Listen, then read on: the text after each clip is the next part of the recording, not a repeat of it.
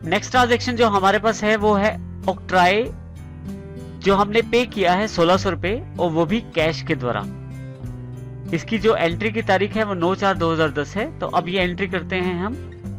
ये भी हम पेमेंट कर रहे हैं तो इसके लिए पेमेंट वाउचर का इस्तेमाल करेंगे। पेमेंट वाउचर की सिलेक्शन के लिए यहाँ से F5 प्रेस कर दें या बटन टूल बार से पेमेंट का बटन क्लिक कर दें। आपके पास यहाँ पेमेंट वाउचर अवेलेबल हो जाएगा। सबसे पहले आप यहाँ डेट चेंज करें जो कि 9 तारीख है यहाँ पे। इसके पश्चात जैसे ही मैं एंटर करता हूँ यहाँ पे डेबिट अकाउंट की एंट्री मुझे यहाँ करनी है बाई के द्वारा, जो कि ऑक्ट्राई अकाउंट है मेरा। पेमेंट जो की है वो ऑक्ट्राई के लिए की है। ऑक्ट्राई सिलेक्ट कर लेता हूँ। ऑक्ट्राई के लिए मैंने 1600 रुपए पे किए हैं तो डेबिट 1600 अमाउंट भर देता हूँ। जैसे ही यहाँ एंटर करता हूँ तो टू यानी कि क्रेडिट के लिए ऑप्शन सिलेक्ट हो जाएगा।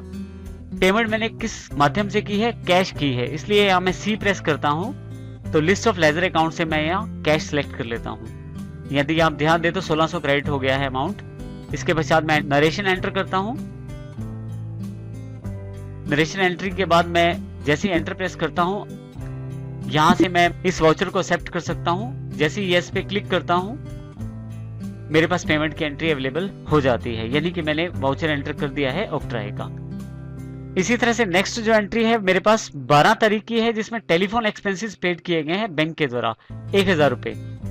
मुझे इसकी एंट्री करनी है अब, क्योंकि ये भी पेमेंट है और ये 12 तारीख की है तो इसलिए सबसे पहले मैं यहाँ डेट चेंज करूँ। डेट जो हमारी 12 तारीख है वो मैं यहाँ एंटर कर दूंगा। उसके पश्चात जैसे ही एंटर प्रेस करूंगा यहाँ पे मैं अकाउंट डेबिट कर सकता हूँ। मेरे पास जो अकाउंट डेबिट होगा वो टेलीफोन एक्सपेंसेस का है, तो यहाँ से जैसे ही T प्रेस करता हूँ लिस्ट ऑफ लेजर अकाउंट के अंतर्गत टेलीफोन एक्सपेंसेस सिलेक्ट हो जाता है। इसे यहाँ मैं सिलेक्ट करके एंटर प्रेस करता हूँ। मेरा टेलीफोन एक्सपेंसेस डेबिट हो जाता है।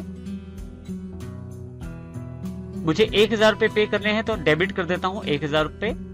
जैसे एंटर करता हूँ टू के द्वारा मैं जिस माध्यम के द्वारा मैंने पैसे दिए हैं, कैश या बैंक, उसकी जानकारी दे सकता हूँ क्योंकि ये पेमेंट बैंक के द्वारा गई है। और जैसे ही आई प्रेस करता हूँ IDBI बैंक अकाउंट मेरे पास सिलेक्शन में आ जाता है। IDBI बैंक अकाउंट पे क्लिक करके यहाँ से मैं IDBI बैंक अकाउंट को सिलेक्ट कर लेता हूँ। यदि आप ध्यान दें तो क्रेडिट हो गया है 1000 रुपए साथ ही। तो इस तरह से मैंने टेलीफोन एक्सपेंसेस के लिए पेमेंट वाउचर तैयार किया है। यहाँ मैं नरेशन टाइप कर सकता हूँ जिस चेक नंबर के द्वारा मैंने पेमेंट की है। जैसे हम नरेशन भर देते हैं उसके पश्चात एंटर करें। यहां से आप वाउचर को एक्सेप्ट कर सकते हैं। इस तरह से हम पेमेंट करते हैं। इस तरह से हमने इसकी पेमेंट की है बैंक के द्वारा। नेक्स्ट ट्रांजैक्शन जो हमारे पास अवेलेबल है वो है कैश डिपॉजिट। हमने करवाई 10,000 रुपए बैंक के अंदर, यानी कि हमने बैंक में 10,000 रुपए जमा करवाए हैं 13 तारीख को। इस तरह की एंट्रीज जिसमें हम बैंक में कैश डालते हैं या बैंक में से कैश निकालते हैं, ऐसी एंट्रीज को कॉन्ट्रा एंट्रीज कहते हैं। इसके लिए हम अलग से वाउचर टाइप है कॉन्ट्रा, उसका प्रयोग करेंगे। बटन टूल बार पे यदि आप ध्यान दें तो कॉन्ट्रा वाउचर के लिए आपके पास यहाँ बटन है। जैसे आप इस बटन को प्रेस करते हैं या F4 प्रेस करते हैं तो कॉन्ट्रा वाउचर क्रिएशन स्क्रीन आपके पास अवेलेबल हो जाती है। सबसे पहले आप डेट मेंशन करें जिस डेट पर आप वो एंट्री करना चाहते हैं। मेरे वाउचर की जो डेट है वो 13 तारीख है। जैसे यहाँ से एंटर करता हूं तो मेरे पास यहाँ जो अकाउंट मुझे क्रेडिट करना है वो मुझे पहले देना है यहाँ पे, क्योंकि मैंने बैंक में पैसे जमा करवाए हैं, बैंक में कैश जमा करवाई है, तो मेरा कैश अकाउंट क्रेडिट हुआ है यहाँ पे। तो जैसे C प्रेस करता हूं मेरे पास दोनों अकाउंट अवेलेबल है। यहां से मैं कैश अकाउंट चुन लेता हूं। 10,000 रुपए मुझे क्रेडिट करने हैं, वो मैं फिल कर देता हूं अमाउंट क्रेडिट पे। जैसे एंटर करता हूं मेरे पास बाई यानी कि डेबिट एंट्री की जगह अवेलेबल है। क्योंकि मैंने बैंक में जमा करवाए तो मेरा बैंक अकाउंट है IDBI बैंक अकाउंट, तो IDBI बैंक अकाउंट में सिलेक्ट कर लेता हूं। देखिए स्वयं ही डेबिट हो गए 10,000 रुपए यहाँ पे। दोबारा एंटर करते हैं इसको तो देखिए नरेशन बॉक्स अवेलेबल हो गया। यहाँ आप नरेशन फिल कर सकते हैं। नरेशन फिल करने के पश्चात आप एंटर प्रेस करें, आपके पास फिर से एक्सेप्ट का मैसेज अवेलेबल है। तो इस तरह से आप कॉन्ट्रा एंट्रीज कर सकते हैं। कॉन्ट्रा एंट्रीज में मुख्यतः सबसे इंपॉर्टेंट बात यह है कि इसमें जब भी हम कोई पैसा या जब भी हम कोई कैश बैंक में जमा करवाएं या बैंक से कोई कैश निकलवाएं, यानी कि कैश और बैंक की आपस में कोई भी ट्रांजैक्शन हो तो वो हम कॉन्ट्रा एंट्रीज के थ्रू करते हैं।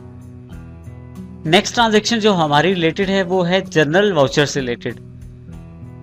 हमारे पास संस्था के लिए यानी कि हमारी ऑर्गेनाइजेशन के लिए, हमारी कंपनी के लिए स्टेशनरी आती है, लेकिन उसमें से कुछ स्टेशनरी जो है वो खास ऑफिस के लिए प्रयोग की गई। तो उस स्टेशनरी के खर्चे को जो कि ऑफिस के लिए प्रयोग की गई, स्टेशनरी अकाउंट में ना डालकर हमने ऑफिस अकाउंट में डाला।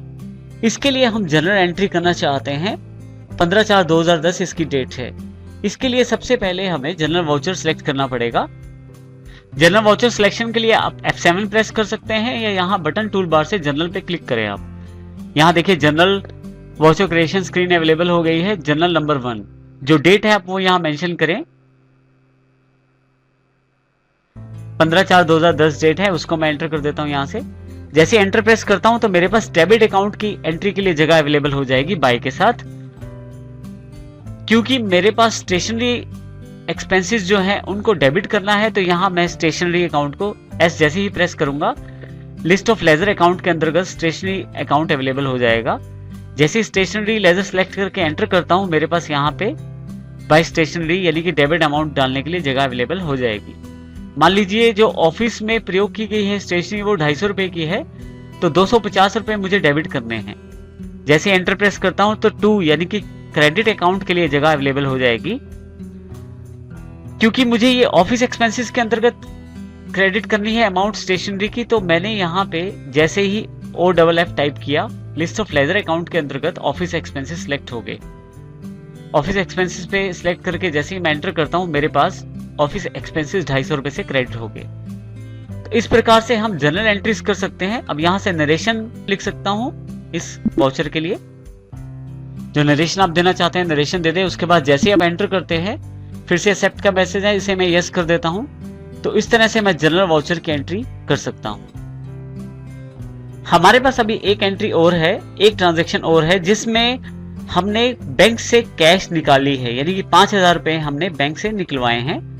और ये एंट्री 15/4/2010 की है।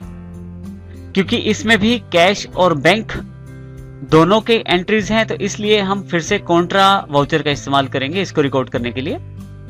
कॉन्ट्रा वाउचर सेलेक्ट करने के लिए आप F4 प्रेस करें या आप कॉन्ट्रा बटन पे क्लिक कर सकते हैं। यहां पे देखें डेट चेंज करनी पड़ेगी आपको। सबसे पहले हमारी यहां जो डेट है वो 15 अप्रैल है, तो फिर से 15 अप्रैल 2010 डेट में एंटर कर देता हूं। जैसे ही एंटर करता हूं, यहां से फिर से मेरे पास क्रेडिट अकाउंट की जानकारी मांगी जा रही है, जिस अकाउंट को मुझे क्रेडिट करना है। तो क्योंकि मैंने कैश निकलवाई है तो मेरा बैंक अकाउंट क्रेडिट हुआ है, इसलिए यहां से आई जैसे ही प्रेस करता हूं, मेरे पास IDBI बैंक अकाउंट सिलेक्ट हो जाता है लिस्ट ऑफ लेजर अकाउंट्स के अंतर्गत। यहां से IDBI बैंक अकाउंट में चुन लेता हूं। मेरी ये एंट्री 5000 रुपए की है, तो IDBI बैंक अकाउंट से मैंने 5000 रुपए निकलवाए हैं, तो इसलिए मैंने क्रेडिट में 5000 रुपए लिख दिए हैं। जैसे ही एंटर प्रेस करता हूं तो अब मेरे पास डेबिट अकाउंट की एंट्री देनी पड़ेगी, डेबिट अकाउंट की जानकारी देनी पड़ेगी। क्योंकि हमारा इस एंट्री में हमारा कैश अकाउंट डेबिट हुआ है, तो हम यहाँ C जैसे ही प्रेस करेंगे हमारे पास list of ledger account available हो जाएंगे। यहाँ से कैश अकाउंट में चुन लेता हूँ। देखिए डेबिट में हमारे पास यहाँ पे कैश अकाउंट अवेलेबल हो गया है। इस तरह से जैसे ही एंटर करता हूँ, यहाँ जिस चेक नंबर से पेमेंट निकलवाई गई है उस चेक नंबर का विवरण मैं दे देता हूँ। यहाँ पे जो नरेशन आप लिखना चाहते हैं वो नरेशन लिखकर आप एंटर प्रेस करें, तो आपके पास एक्सेप्ट का मैसेज आ जाएगा। जैसे ही यस करता हूँ, मेरे पास ये कॉन्ट्रा वाउचर बुक्स में अवेलेबल हो जाएगा। यहाँ से एस्केप करके मैं अकाउंटिंग वाउचर क्रिएशन स्क्रीन से बाहर आ जाता हूँ और गेटवे ऑफ टैली पे आ जाता हूँ। इस तरह से हमने देखा कि हम बेसिक अकाउंटिंग वाउचर को किस प्रकार से एंटर कर सकते हैं और किस प्रकार से अपनी लेजर्स को अपडेट कर सकते हैं वाउचर्स के द्वारा। जिस तरह से हमारे पास फाइनेंशियल ट्रांजैक्शन को स्टोर करने के लिए अकाउंट्स इन्फो और अकाउंटिंग वाउचर्स अवेलेबल हैं टैली में, इसी प्रकार से हम स्टॉक यानी कि इन्वेंट्री को स्टोर करने के लिए इन्वेंट्री इन्फो और इन्वेंट्री वाउचर्स का प्रयोग कर सकते हैं। परंतु जरूरी यह है कि सबसे पहले हम उसे अपने अकाउंट्स में इंटीग्रेट करें, अर्थात अकाउंट्स जो हम मेंटेन करें वो विद इन्वेंट्री हो।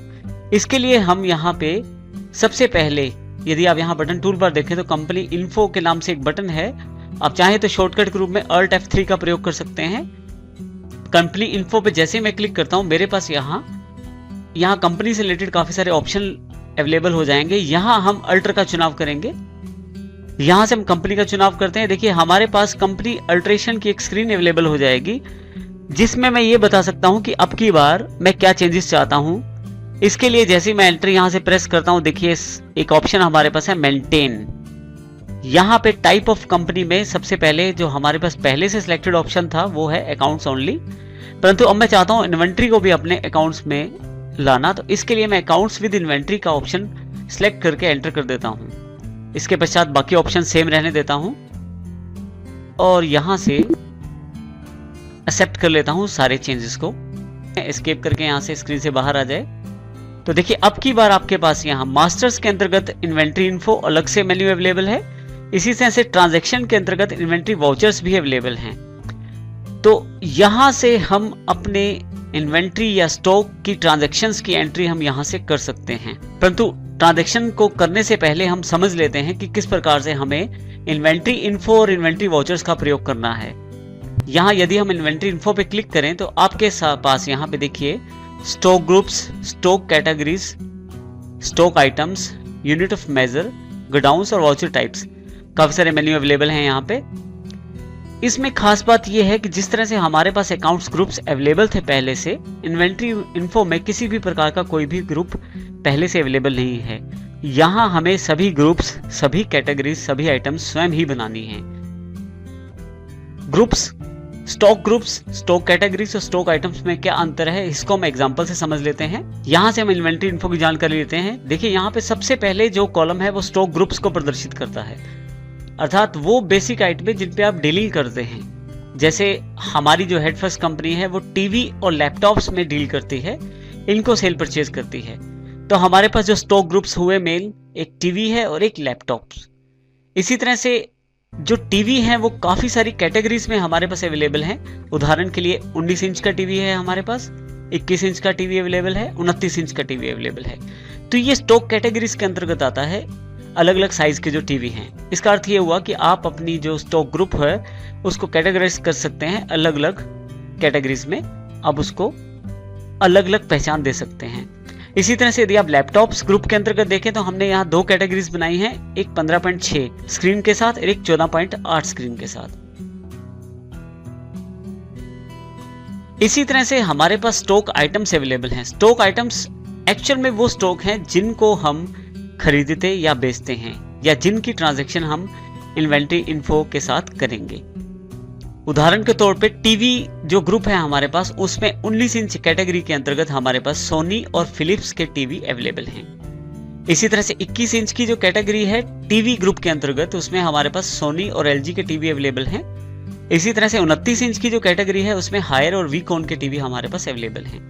यदि आप लैपटॉप ग्रुप के अंतर्गत देखें तो हमारे पास स्टॉक कैटेगरीज दो अवेलेबल हैं, 15.6 स्क्रीन और 14.8। 15.6 स्क्रीन के साथ Lenovo G560 मॉडल हमारे पास अवेलेबल है और एक HP पवेलियन का सेट हमारे पास अवेलेबल है। इसी तरह से 14.8 जो स्क्रीन है उसमें Lenovo G460 एक सेट हमारे पास लैपटॉप अवेलेबल है, और इसी तरह से HP सीरीज के लैपटॉप्स हमारे पास अवेलेबल हैं 14.8 स्क्रीन में। इसी के साथ लास्ट में एक पॉइंट और है, यूनिट ऑफ मेजरमेंट।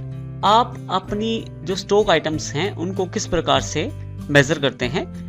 तो हमारे पास जो यूनिट ऑफ मेजरमेंट है वो पीसीज हैं, अर्थात टीवी हम पीसीज में बेचते हैं और लैपटॉप्स भी हम पीसीज में बेचते हैं। यूनिट ऑफ मेजरमेंट आपके बिजनेस पे डिपेंड करती है कि आप क्या चीज या क्या गुड्स बेचते या खरीदते हैं, या आपकी स्टॉक आइटम्स क्या हैं, उसके आधार पे आप यूनिट ऑफ मेजरमेंट बना सकते हैं। इन्वेंट्री इन्फो में खास बात यह है कि हमें ये सारी आइटमें स्वयं ही तैयार करनी है। अकाउंट्स इन्फो की तरह हमें किसी भी तरह का कोई भी ग्रुप पहले से अवेलेबल नहीं है, हमें ये सब चीजें स्वयं ही बनानी है। किसी भी तरह की इन्वेंट्री ट्रांजैक्शन करने के लिए जरूरी है कि आपके पास इन्वेंट्री ग्रुप्स, इन्वेंट्री कैटेगरीज और इन्वेंट्री आइटम्स पहले से अवेलेबल हों। इसको बनाने के लिए सबसे पहले हम गेटवे ऑफ टैली के अंतर्गत मास्टर्स में इन्वेंट्री इन्फो को सिलेक्ट कर लेते हैं।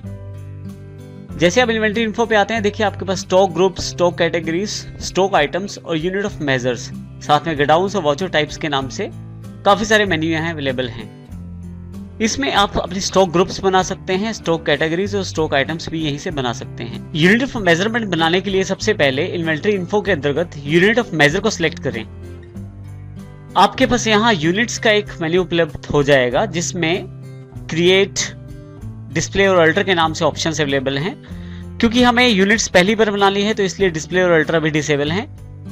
तो यूनिट बनाने के लिए सबसे पहले मैं क्रिएट पे क्लिक कर देता हूँ। जैसे क्रिएट को सिलेक्ट करता हूँ मेरे पास यहाँ यूनिट क्रिएशन की स्क्रीन अवेलेबल हो जाएगी।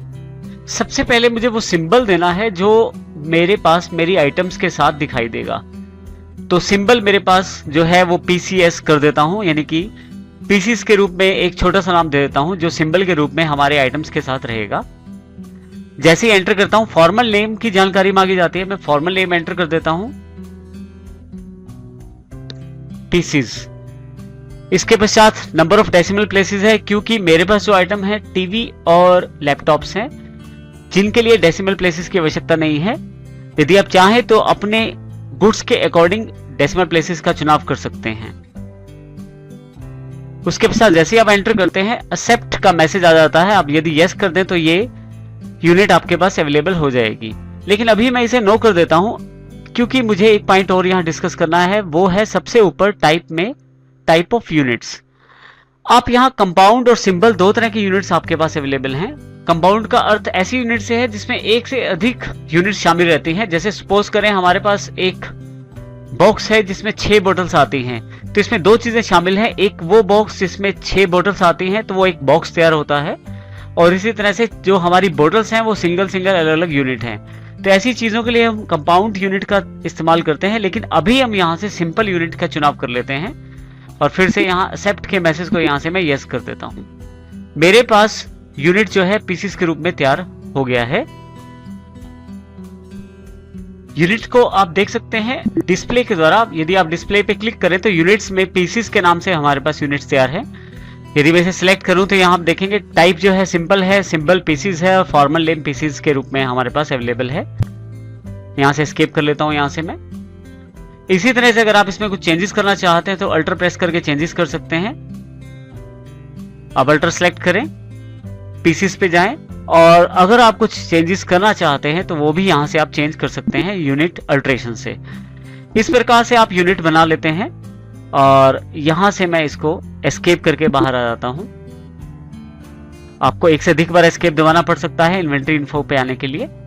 तो यहां सबसे पहले हमने यूनिट ऑफ मेजरमेंट यानी कि यूनिट ऑफ मेजर तैयार किया है, किस प्रकार से हम अपनी आइटम्स को मेजर करेंगे। यहां पे यदि हम ध्यान दें तो हमारे पास यूनिट ऑफ मेजर हमने तैयार कर लिया है। इसके पश्चात जो सबसे पहला काम है हमारा वो है स्टॉक ग्रुप्स को तैयार करना।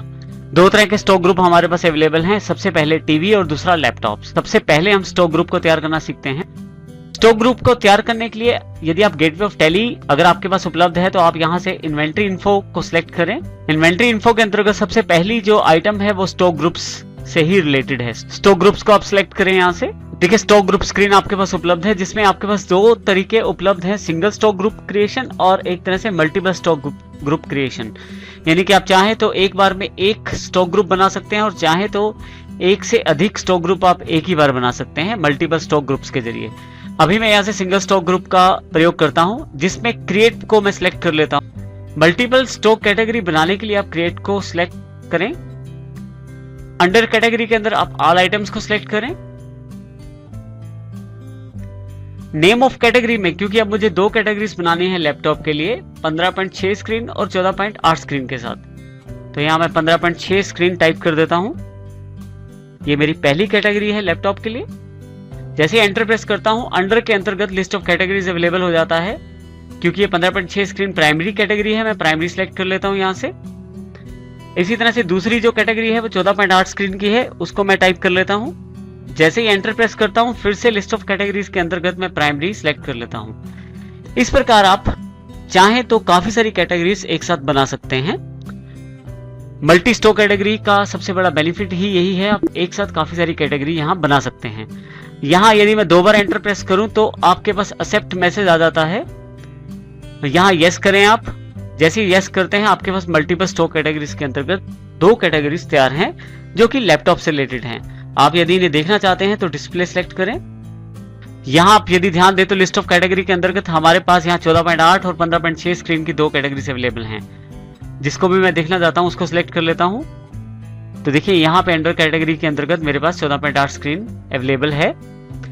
यहां एस्केप कर लेता हूं। और यदि आप इनमें कुछ चेंजेस करना चाहते हैं तो अल्टर का सहारा ले सकते हैं मल्टीपल स्टॉक कैटेगरीज के अंतर्गत। यदि आप अल्टर को सिलेक्ट करें यहां से, तो आप किसी भी कैटेगरी को आप चेंज कर सकते हैं, अल्टर कर सकते हैं। यहां मैं ऑल आइटम को सिलेक्ट कर लेता हूं, तो देखिए बिल्कुल वैसी ही स्क्रीन अवेलेबल हो गई है जैसी मल्टी स्टॉक कैटेगरी क्रिएशन में थी। ये अल्ट्रेशन की स्क्रीन है। यदि आप यहाँ ध्यान दें तो फिर से यहाँ पे आप यदि चेंजेस करना चाहें तो आप टाइप कर सकते हैं कैटेगरी नाम के अंतर्गत। एंटर प्रेस करके आप लिस्ट ऑफ कैटेगरी में अगर चेंजेस चाहते हैं तो वो भी कर सकते हैं। अभी मुझे यहाँ कोई चेंजेस नहीं करने, तो मैं एंटर प्रेस करके इसे स्क्रीन स्किप कर देता हूँ। यहाँ से मैं आगे चला जाता हूँ और यहाँ से एक्सेप्ट कर देता हूँ।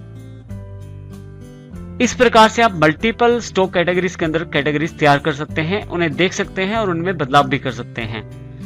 फिर से यहाँ एस्केप प्रेस करता हूँ और आपके पास स्टॉक कैटेगरी स्क्रीन उपलब्ध हो जाती है। यहाँ से एस्केप करने पे इन्वेंट्री इन्फो और फिर से एस्केप करने पे गेटवे ऑफ टैली पे आप आ जाते हैं। अब इन्वेंट्री इन्फो के अंतर्गत सबसे महत्वपूर्ण काम जो है वो है हमारा स्टॉक आइटम्स को बनाना। अभी तक हमने यूनिट ऑफ मेजरमेंट बनाया, उसके अंतर्गत स्टॉक ग्रुप्स बनाए और स्टॉक कैटेगरीज बनाई। अब की बार हमें एक्चुअल में जो चीजें सेल या परचेज करनी है, एक्चुअल में हमारी जो गुड्स हैं जिन्हें सेल या परचेज करना है, उनकी इंफॉर्मेशन हमें यहाँ स्टॉक आइटम्स के अंतर्गत रिकॉर्ड करनी है। देखिए यहाँ यदि हम ध्यान दें तो जो स्टॉक ग्रुप है वो टीवी है। स्टॉक कैटेगरी 19 इंच के अंतर्गत सोनी और फिलिप्स के 2 प्रकार के टीवी हमारे पास उपलब्ध हैं।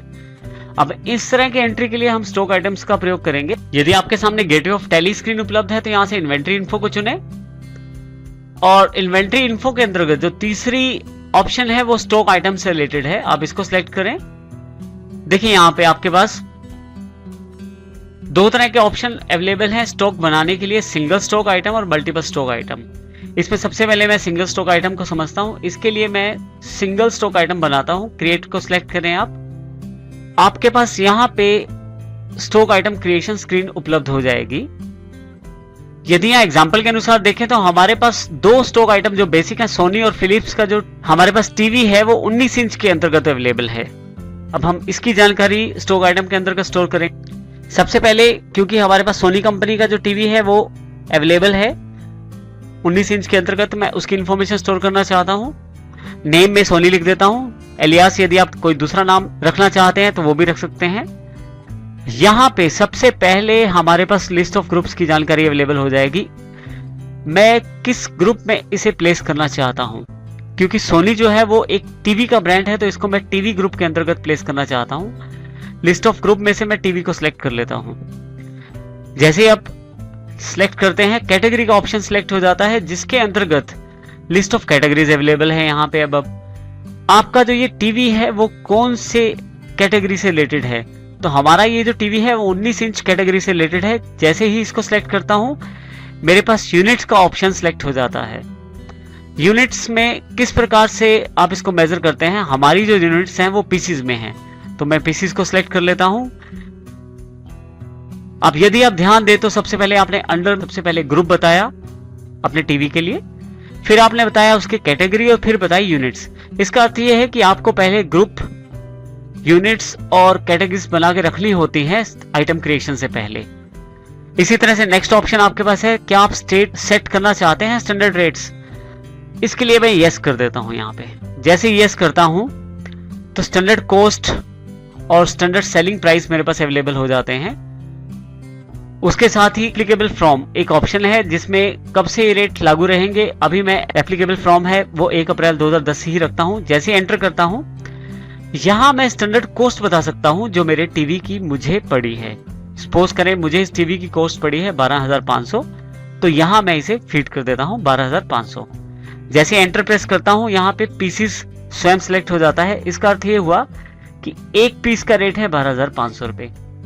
इसी तरह से फिर से मैं जैसे एंटर करता हूं मैं और अधिक ऑप्शन भी फिल कर सकता हूं, लेकिन अभी मैं दोबारा इसे एंटर करता हूं तो यदि आप यहां देखें तो स्टैंडर्ड सेलिंग प्राइस के अंतर्गत फिर से एप्लीकेबल फ्रॉम ऑप्शन सिलेक्ट हो जाता है। इसे 1 अप्रैल 2010 ही रहने देते हैं, अर्थात इसका मतलब यह है कि सेलिंग प्राइस कब से हमारे पास एप्लीकेबल है। जैसे ही एंटर करता हूं यहां मैं सेलिंग प्राइस दे सकता हूं, तो 12,500 का जो टीवी है मैं 15,000 में, उसका सेलिंग प्राइस 15,000 रुपए है तो मैं उसको यहाँ 15,000 रुपए स्टोर कर देता हूँ। पर पीस है तो जैसे एंटर करते हैं तो खुद ही पर पीसीस के ऑप्शन सिलेक्ट हो जाती हैं। उसके पश्चात फिर से अगर आप और ऑप्शन देना चाहते हैं तो वो भी दे सकते हैं, लेकिन अभी मैं यहाँ से ब्लैंक छोड़ के दोबारा यस कर देता हूँ। तो इसका अर्थ ये हुआ कि आपने एक तरह से स्टैंडर्ड रेट डिसाइड कर दिया अपने आइटम के लिए, जिसमें आपने कॉस्ट भी उसमें सेट कर दी और साथ ही सेलिंग प्राइस भी सेट कर दिया। नेक्स्ट आपके पास है टैक्स इन्फॉर्मेशन। अगर किसी प्रकार की कोई रेट ऑफ ड्यूटी इस पे लागू है तो वो भी आपको यहाँ देनी है। टैक्स इन्फॉर्मेशन की जानकारी हम आने वाले चैप्टर्स में लेंगे, अभी मैं इसे ब्लैंक कर देता हूं। जैसे एंटर करते हैं आपके पास costing method, market valuation method, काफी सारे ऑप्शन यहाँ अवेलेबल हो जाते हैं, लेकिन मैं अभी किसी भी ऑप्शन को चेंज नहीं करता, बिहेवियर के ऑप्शंस वैसे ही रहने देता हूं जैसे हैं और एंटर कर करके मैं नीचे आ जाता हूं। लास्ट में हमारे पास जो ऑप्शन है वो हमारे स्टॉक से रिलेटेड है। हमारे पास कितना ओपनिंग बैलेंस पड़ा है सोनी टीवी का। मैं कहता हूं कि हमारे पास 3 टीवी पड़े हैं। जैसे एंटर प्रेस करता हूं, यहां पे हमारे पास एक स्क्रीन उपलब्ध हो जाती है जो ये जानकारी देती है कि यदि हमारे पास एक से ज्यादा गोडाउन हो तो हम ये भी बता सकते हैं कि वो स्टॉक इस वक्त कहां अवेलेबल है। तो यदि आप यहां देखें तो लिस्ट ऑफ गोडाउन्स में अभी मेन लोकेशन ही है। यदि आप गोडाउन्स क्रिएट कर लेते हैं तो यहाँ पे एक से अधिक गोडाउन्स प्रदर्शित हो जाएंगे, जिसमें आप ये बता सकते हैं कि आपका जो टीवी है आपके कंपनी के कौन से गोडाउन में अभी पड़ा हुआ है। अभी मैं इसे मेन लोकेशन सेट कर देता हूँ। क्वांटिटी 3 पीसेज है, बाय डिफॉल्ट उसने ले लिया है जैसे मैंने पहले बताया था उसे। रेट क्योंकि मैं पहले दे चुका हूं, यहां मुझे दोबारा देने की जरूरत नहीं है। अभी यहां पे मैं इसे ब्लैंक छोड़ देता हूं और यहां से इसे यस कर देता हूं। इस प्रकार से मैंने स्टॉक आइटम क्रिएट की है पहली। इसी तरह से हमारे पास जो दूसरी कंपनी है टीवी की वो है फिलिप्स के रूप में। मैं यहां से एंटर करता हूं, फिर से ऑप्शन लगभग हमारे पास सेम आएंगे दोबारा। अंडर कैटेगरी के अंतर्गत लिस्ट ऑफ ग्रुप्स का चुनाव कर लेता हूं। फिलिप्स जो है टीवी है तो मैं यहाँ टीवी सिलेक्ट कर लेता हूं। फिर से नेक्स्ट कैटेगरी जो 19 इंच है वो सिलेक्ट कर लेता हूं। पीसीज अवेलेबल है, स्टैंडर्ड रेट इसका भी सेट कर लेता हूं यहां से मैं। एप्लीकेबल फ्रॉम रेट जो मैं देना चाहता हूं यहां से, और इसकी स्टैंडर्ड सेलिंग प्राइस क्या है वो भी मैं यहां एंटर प्रेस करके दे देता हूं।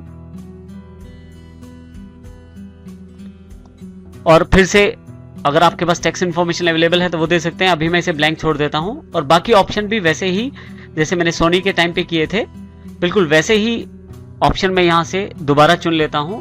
और यहां क्वांटिटी मैं बता सकता हूं ओपनिंग बैलेंस में मेरे पास ये 4 टीवी अवेलेबल हैं और बाकी सब चीजें बाकी सब सेटिंग्स में बाय डिफॉल्ट जैसी सेटिंग्स है वैसी ले लेता हूं और यहां से एक्सेप्ट कर लेता हूं, यस कर, और यहां से एक्सेप्ट कर लेता हूं, यस कर देता हूं इसे। इस प्रकार से मैंने सबसे पहली कैटेगरी के अंतर्गत 19 इंच कैटेगरी के अंतर्गत 2 कंपनियों के टीवी शामिल किए हैं, सोनी और फिलिप्स, और ये जो है इनका ग्रुप जो है वो टीवी है। स्टॉक आइटम्स में यदि आप किसी तरह का अगर आप कोई बदलाव चाहते हैं या आप उन्हें देखना चाहते हैं तो सिंगल स्टॉक आइटम के अंतर्गत देखने के लिए आप डिस्प्ले को सिलेक्ट करें। आप वो दोनों आइटम्स आपके पास अवेलेबल हैं, जैसे फिलिप्स का टीवी आप सिलेक्ट करें इसको तो आपके पास ये फिलिप्स का जो स्टॉक आइटम डिस्प्ले है वो अवेलेबल हो जाएगा। एस्केप कर सकते हैं स्क्रीन से बाहर आने के लिए। अगर आप कुछ चेंजेस करना चाहते हैं तो अल्टर का प्रयोग करें, जैसे मैं अल्टर का प्रयोग करता हूं। यहाँ पे मैं अब की बार सोनी जो आइटम है मेरे पास उसमें कुछ चेंज करना चाहता हूं, इसके लिए मैं सोनी को सिलेक्ट कर लेता हूं और यहां पे मैं देखिए बिल्कुल उन्हीं ऑप्शन को यस करता हूं जो मेरे पास मैंने पहले ऑप्शन चुने थे। और यहां से नीचे आके मैं अब की बार जो ओपनिंग बैलेंस है उसमें रेट देना चाहता हूं, तो इस बार मैं रेट दे देता हूं 12,503 पीसीस जो मेरे पास ओपनिंग स्टॉक में है और जो मेरे पास क्वांटिटी अवेलेबल है उन 12,500 रुपए रेट दे देता हूं। देखिए तो यहाँ टोटल अमाउंट अवेलेबल हो जाएगा क्योंकि 12,500 जो रुपए हैं वो मेरी कॉस्टिंग है। यहाँ एंटर कर देता हूं और ये मैं इसे यस कर लेता हूं। तो इस तरह से मैं ओपनिंग बैलेंस प्रदर्शित कर सकता हूं अपने सोनी टीवी का। जैसे यहाँ मैं सोनी को सिलेक्ट करता हूं तो बेसिक ऑप्शन बिल्कुल सेम करता हूं। जैसे ही एंटर प्रेस करता जाऊंगा सभी ऑप्शन एक्सेप्टेड होते जाएंगे। यहाँ से नीचे क्वांटिटी जो है ओपनिंग बैलेंस की क्वांटिटी 3 पीस है, जहां मैं एंटर प्रेस करता हूं। डिफॉल्ट ऑप्शन वैसे के वैसे ही रहने देता हूं, एंटर प्रेस कर देता हूं। अब की बार मैं यहाँ रेट देना चाहता हूं, जो मेरे ओपनिंग बैलेंस का रेट है वो है 12,500 रुपए पर टीवी। तो जैसे मैं यहाँ एंटर करता हूँ मेरे पास यहाँ एक छोटी सी डिटेल अवेलेबल हो जाती है, कितने पीस है और कितने का वो पीस है और टोटल उनकी कितनी अमाउंट है। एक्सेप्टेंस का मैसेज आ जाता है। जैसे ही मैं इसे यस करता हूँ मेरे पास ये चेंजेस एक्सेप्टेड हो जाते हैं। इसी तरह से फिलिप्स में जो चेंजेस करना चाहता हूँ बिल्कुल वैसे ही मैं चेंजेस कर सकता हूँ। मैं सभी ऑप्शन को डिफॉल्ट रहने देता हूँ, लेकिन यहाँ पे आके मैं जो रेट है इसका वो सेट कर देता हूँ 12,000 रुपये, और इस प्रकार से मेरे पास ओपनिंग स्टॉक का रेट आ जाता है। तो ये अल्ट्रेशन जो चेंजेस मैंने किए हैं उसके पश्चात मैंने एक्सेप्ट कर लेता हूँ। इस प्रकार से आप किसी भी तरह के स्टॉक आइटम में अल्ट्रेशन कर सकते हैं। यहां से एस्केप प्रेस कर देता हूं मैं, तो देखिए स्टॉक आइटम की स्क्रीन अवेलेबल हो जाती है। इस प्रकार से आप यदि ध्यान दें तो 21 इंच के लिए सोनी और एलजी, 29 इंच के लिए हायर और वीकॉन, इस प्रकार से मैं स्टॉक आइटम्स क्रिएट कर सकता हूं और इस तरह से मैं अपनी स्टॉक आइटम्स को जनरेट कर सकता हूं। इस प्रकार से आप यदि ध्यान दें तो 21 इंच के लिए सोनी और एलजी, 29 इंच के लिए हायर और वीकॉन, इस प्रकार से मैं स्टॉक आइटम्स क्रिएट कर सकता हूं और इस तरह से मैं अपनी स्टॉक आइटम्स को जनरेट कर सकता हूं। इसमें यह ध्यान रखिएगा जो टीवी है उनमें सब में मैंने स्टैंडर्ड कॉस्ट और स्टैंडर्ड सेलिंग प्राइस डिसाइड कर लिया है, और जब मैं लैपटॉप के लिए अब जो स्टॉक आइटम्स बनाऊंगा उसमें मैं स्टैंडर्ड रेट नहीं दूंगा। जब हम इनकी एंट्रीज करेंगे तब हम देखेंगे कि इसका क्या फर्क पड़ता है जब हम स्टैंडर्ड कॉस्ट और स्टैंडर्ड सेलिंग प्राइस डिसाइड कर लें, जैसे कि टीवी के केस में, और जब हम डिसाइड ना करें जैसे कि लैपटॉप के केस में। अब की बार मैं लैपटॉप के लिए स्टॉक आइटम क्रिएट करना चाहता हूं। लैपटॉप की स्टॉक आइटम्स बनाने के लिए अब की बार हम मल्टीपल स्टॉक आइटम्स का प्रयोग करेंगे, यानी कि हम एक से अधिक आइटमों को एक ही बार बनाने की कोशिश करेंगे, यानी कि मल्टीपल स्टॉक आइटम्स बनाएंगे। इसके लिए सबसे पहले आप क्रिएट को सिलेक्ट करें। क्रिएट को जैसे ही आप सिलेक्ट करते हैं आपके पास multi stock item creation screen available हो जाती है, जिसमें देखिए यहाँ लिस्ट ऑफ ग्रुप्स पहले से ही अवेलेबल है यहाँ पे, जो कि अंडर ग्रुप ऑप्शंस के लिए अवेलेबल है। क्योंकि अब मुझे जो स्टॉक आइटम्स बनानी है वो लैपटॉप के लिए है, तो यहां से मैं लैपटॉप सेलेक्ट कर लेता हूं। जैसे ही लैपटॉप सेलेक्ट करता हूं नेम और आइटम मेरे पास सिलेक्शन में आ जाता है। यहां मैं उन आइटम्स का नाम दे सकता हूं जो मेरे पास लैपटॉप के स्टॉक आइटम के रूप में आने वाली हैं। यहां मैं नेम ऑफ आइटम टाइप कर देता हूं। जैसे ही एंटर प्रेस करता हूं स्वयं ही देखिए यहाँ लैपटॉप अवेलेबल हो जाता है, और जो कैटेगरी है वो अभी नॉट एप्लीकेबल है, लेकिन लिस्ट ऑफ कैटेगरीज मेरे पास अवेलेबल हो गई है। ये जो लेनोवो का मॉडल है मेरे पास 15.6 स्क्रीन के अंतर्गत अवेलेबल है, तो यहां से मैं 15.6 स्क्रीन कैटेगरी को सिलेक्ट कर लेता हूं। फिर से यूनिट्स की जानकारी मांगी जाती है, पीसीस जो यूनिट है उसको सिलेक्ट कर लेता हूं। ओपनिंग क्वांटिटी, मेरे पास कितने लैपटॉप्स पहले से पड़े हैं उनको मैं बता देता हूं। मेरे पास यहाँ 4 लैपटॉप पहले से पड़े हैं। जैसे ही मैं एंटर करता हूं तो देखिए फिर से एक एलोकेशन स्क्रीन खुल जाएगी जिसमें ये जानकारी देनी है कि ये कहाँ पड़े हैं लैपटॉप इस वक्त। अभी मैं मेन लोकेशन सेलेक्ट कर लेता हूं क्योंकि मैंने किसी भी गोडाउन को नहीं बनाया है अभी तक। उसके पश्चात क्वांटिटी, यहाँ पे मैं लैपटॉप का जो मेरे पास स्टॉक पड़ा हुआ है उसका रेट मैं यहाँ दे सकता हूँ। मान लीजिए 18,000 पे मैं यहाँ रेट दे देता हूँ।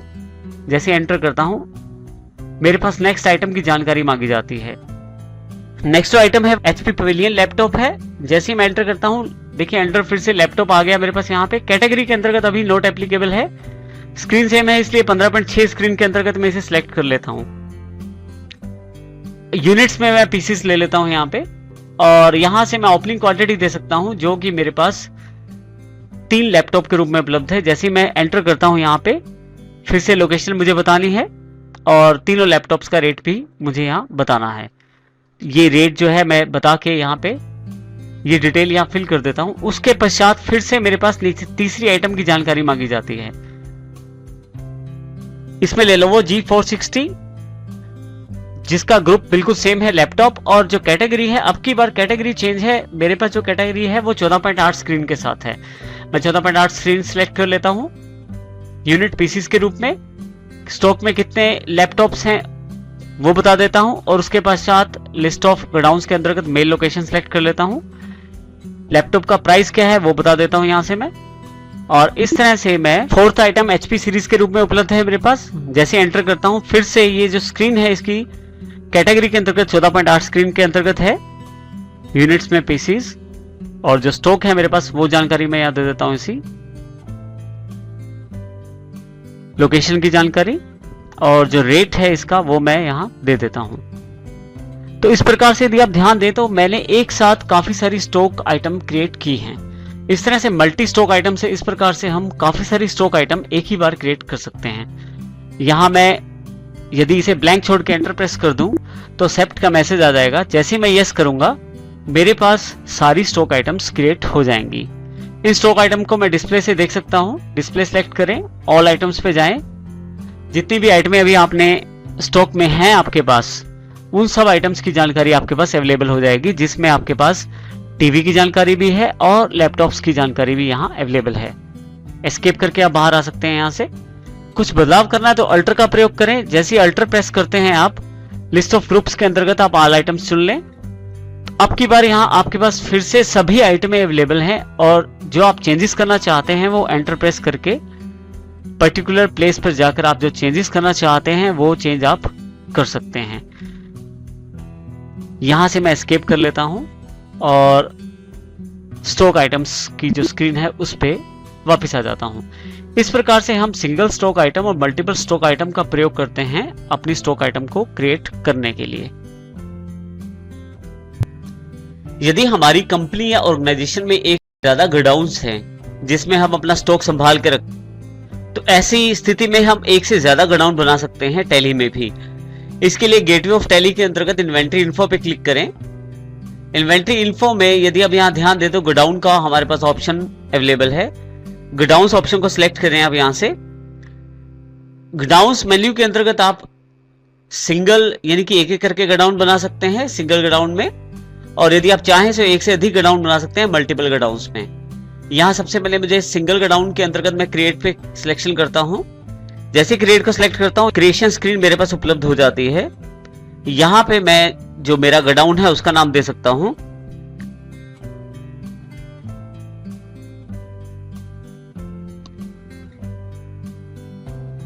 मेरे गोडाउन का नाम है पानीपत गोडाउन। जैसे एंटर करता हूं, इलियास आप दूसरा नाम दे सकते हैं इसे। इसी तरह से अंडर ये जो हमारा गोडाउन है ये बिल्कुल अलग गोडाउन है मेन लोकेशन से, इसलिए हम इसको प्राइमरी के अंतर्गत रखेंगे और स्टोरेज ऑफ मटेरियल्स यस कर देंगे, यानी कि इसमें मटेरियल स्टोर किया जा सकता है, यस कर देंगे इसको।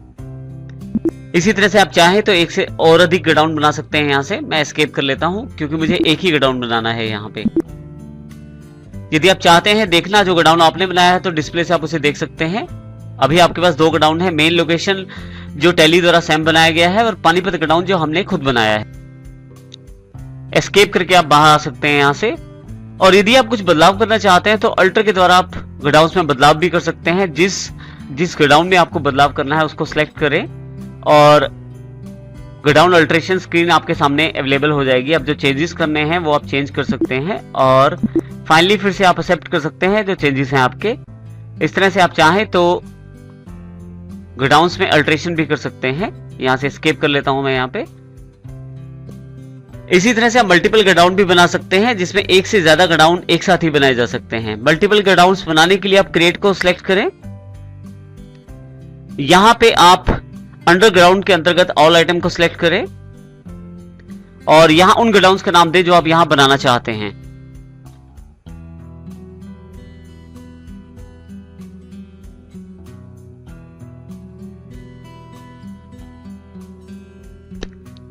मैं यहाँ दो गोडाउन बनाना चाहता हूं, अंबाला गोडाउन और करनाल गोडाउन बना दिए हैं मैंने। इसके पश्चात दोबारा यदि आप दो बार एंटर कर दें आपके पास यहाँ एक्सेप्टेंस का मैसेज आ जाएगा। यहाँ पे पहली बार के एंटर से आप ब्लैंक यानी कि थर्ड नंबर आ जाता है और दूसरी बार के एंटर से एक्सेप्टेंस मैसेज आ जाता है। यहाँ से एक्सेप्ट करें इसे। जैसे यस करते हैं आपके पास दो और गोडाउन तैयार हैं। आप यदि इन्हें देखना चाहते हैं तो डिस्प्ले से आप इन्हें देख भी सकते हैं। अब की बार देखिए अंबाला और करनाल गोडाउन आपके पास यहाँ अवेलेबल हो गए हैं। एस्केप करें यहां से। आप चाहें तो इनमें चेंजेस भी कर सकते हैं अल्टर के द्वारा। अल्टर सेलेक्ट करें, किस गोडाउन में चेंज करना है आप पर्टिकुलर गोडाउन सेट कर सकते हैं, या यदि आप बहुत सारे गोडाउन में एक साथ चेंजेस करना चाहते हैं तो ऑल आइटम्स पे जाएं और यहां आप चेंजेस कर सकते हैं। मल्टी ग्राउंड अल्ट्रेशन स्क्रीन के साथ आप इसमें चेंजेस कर सकते हैं।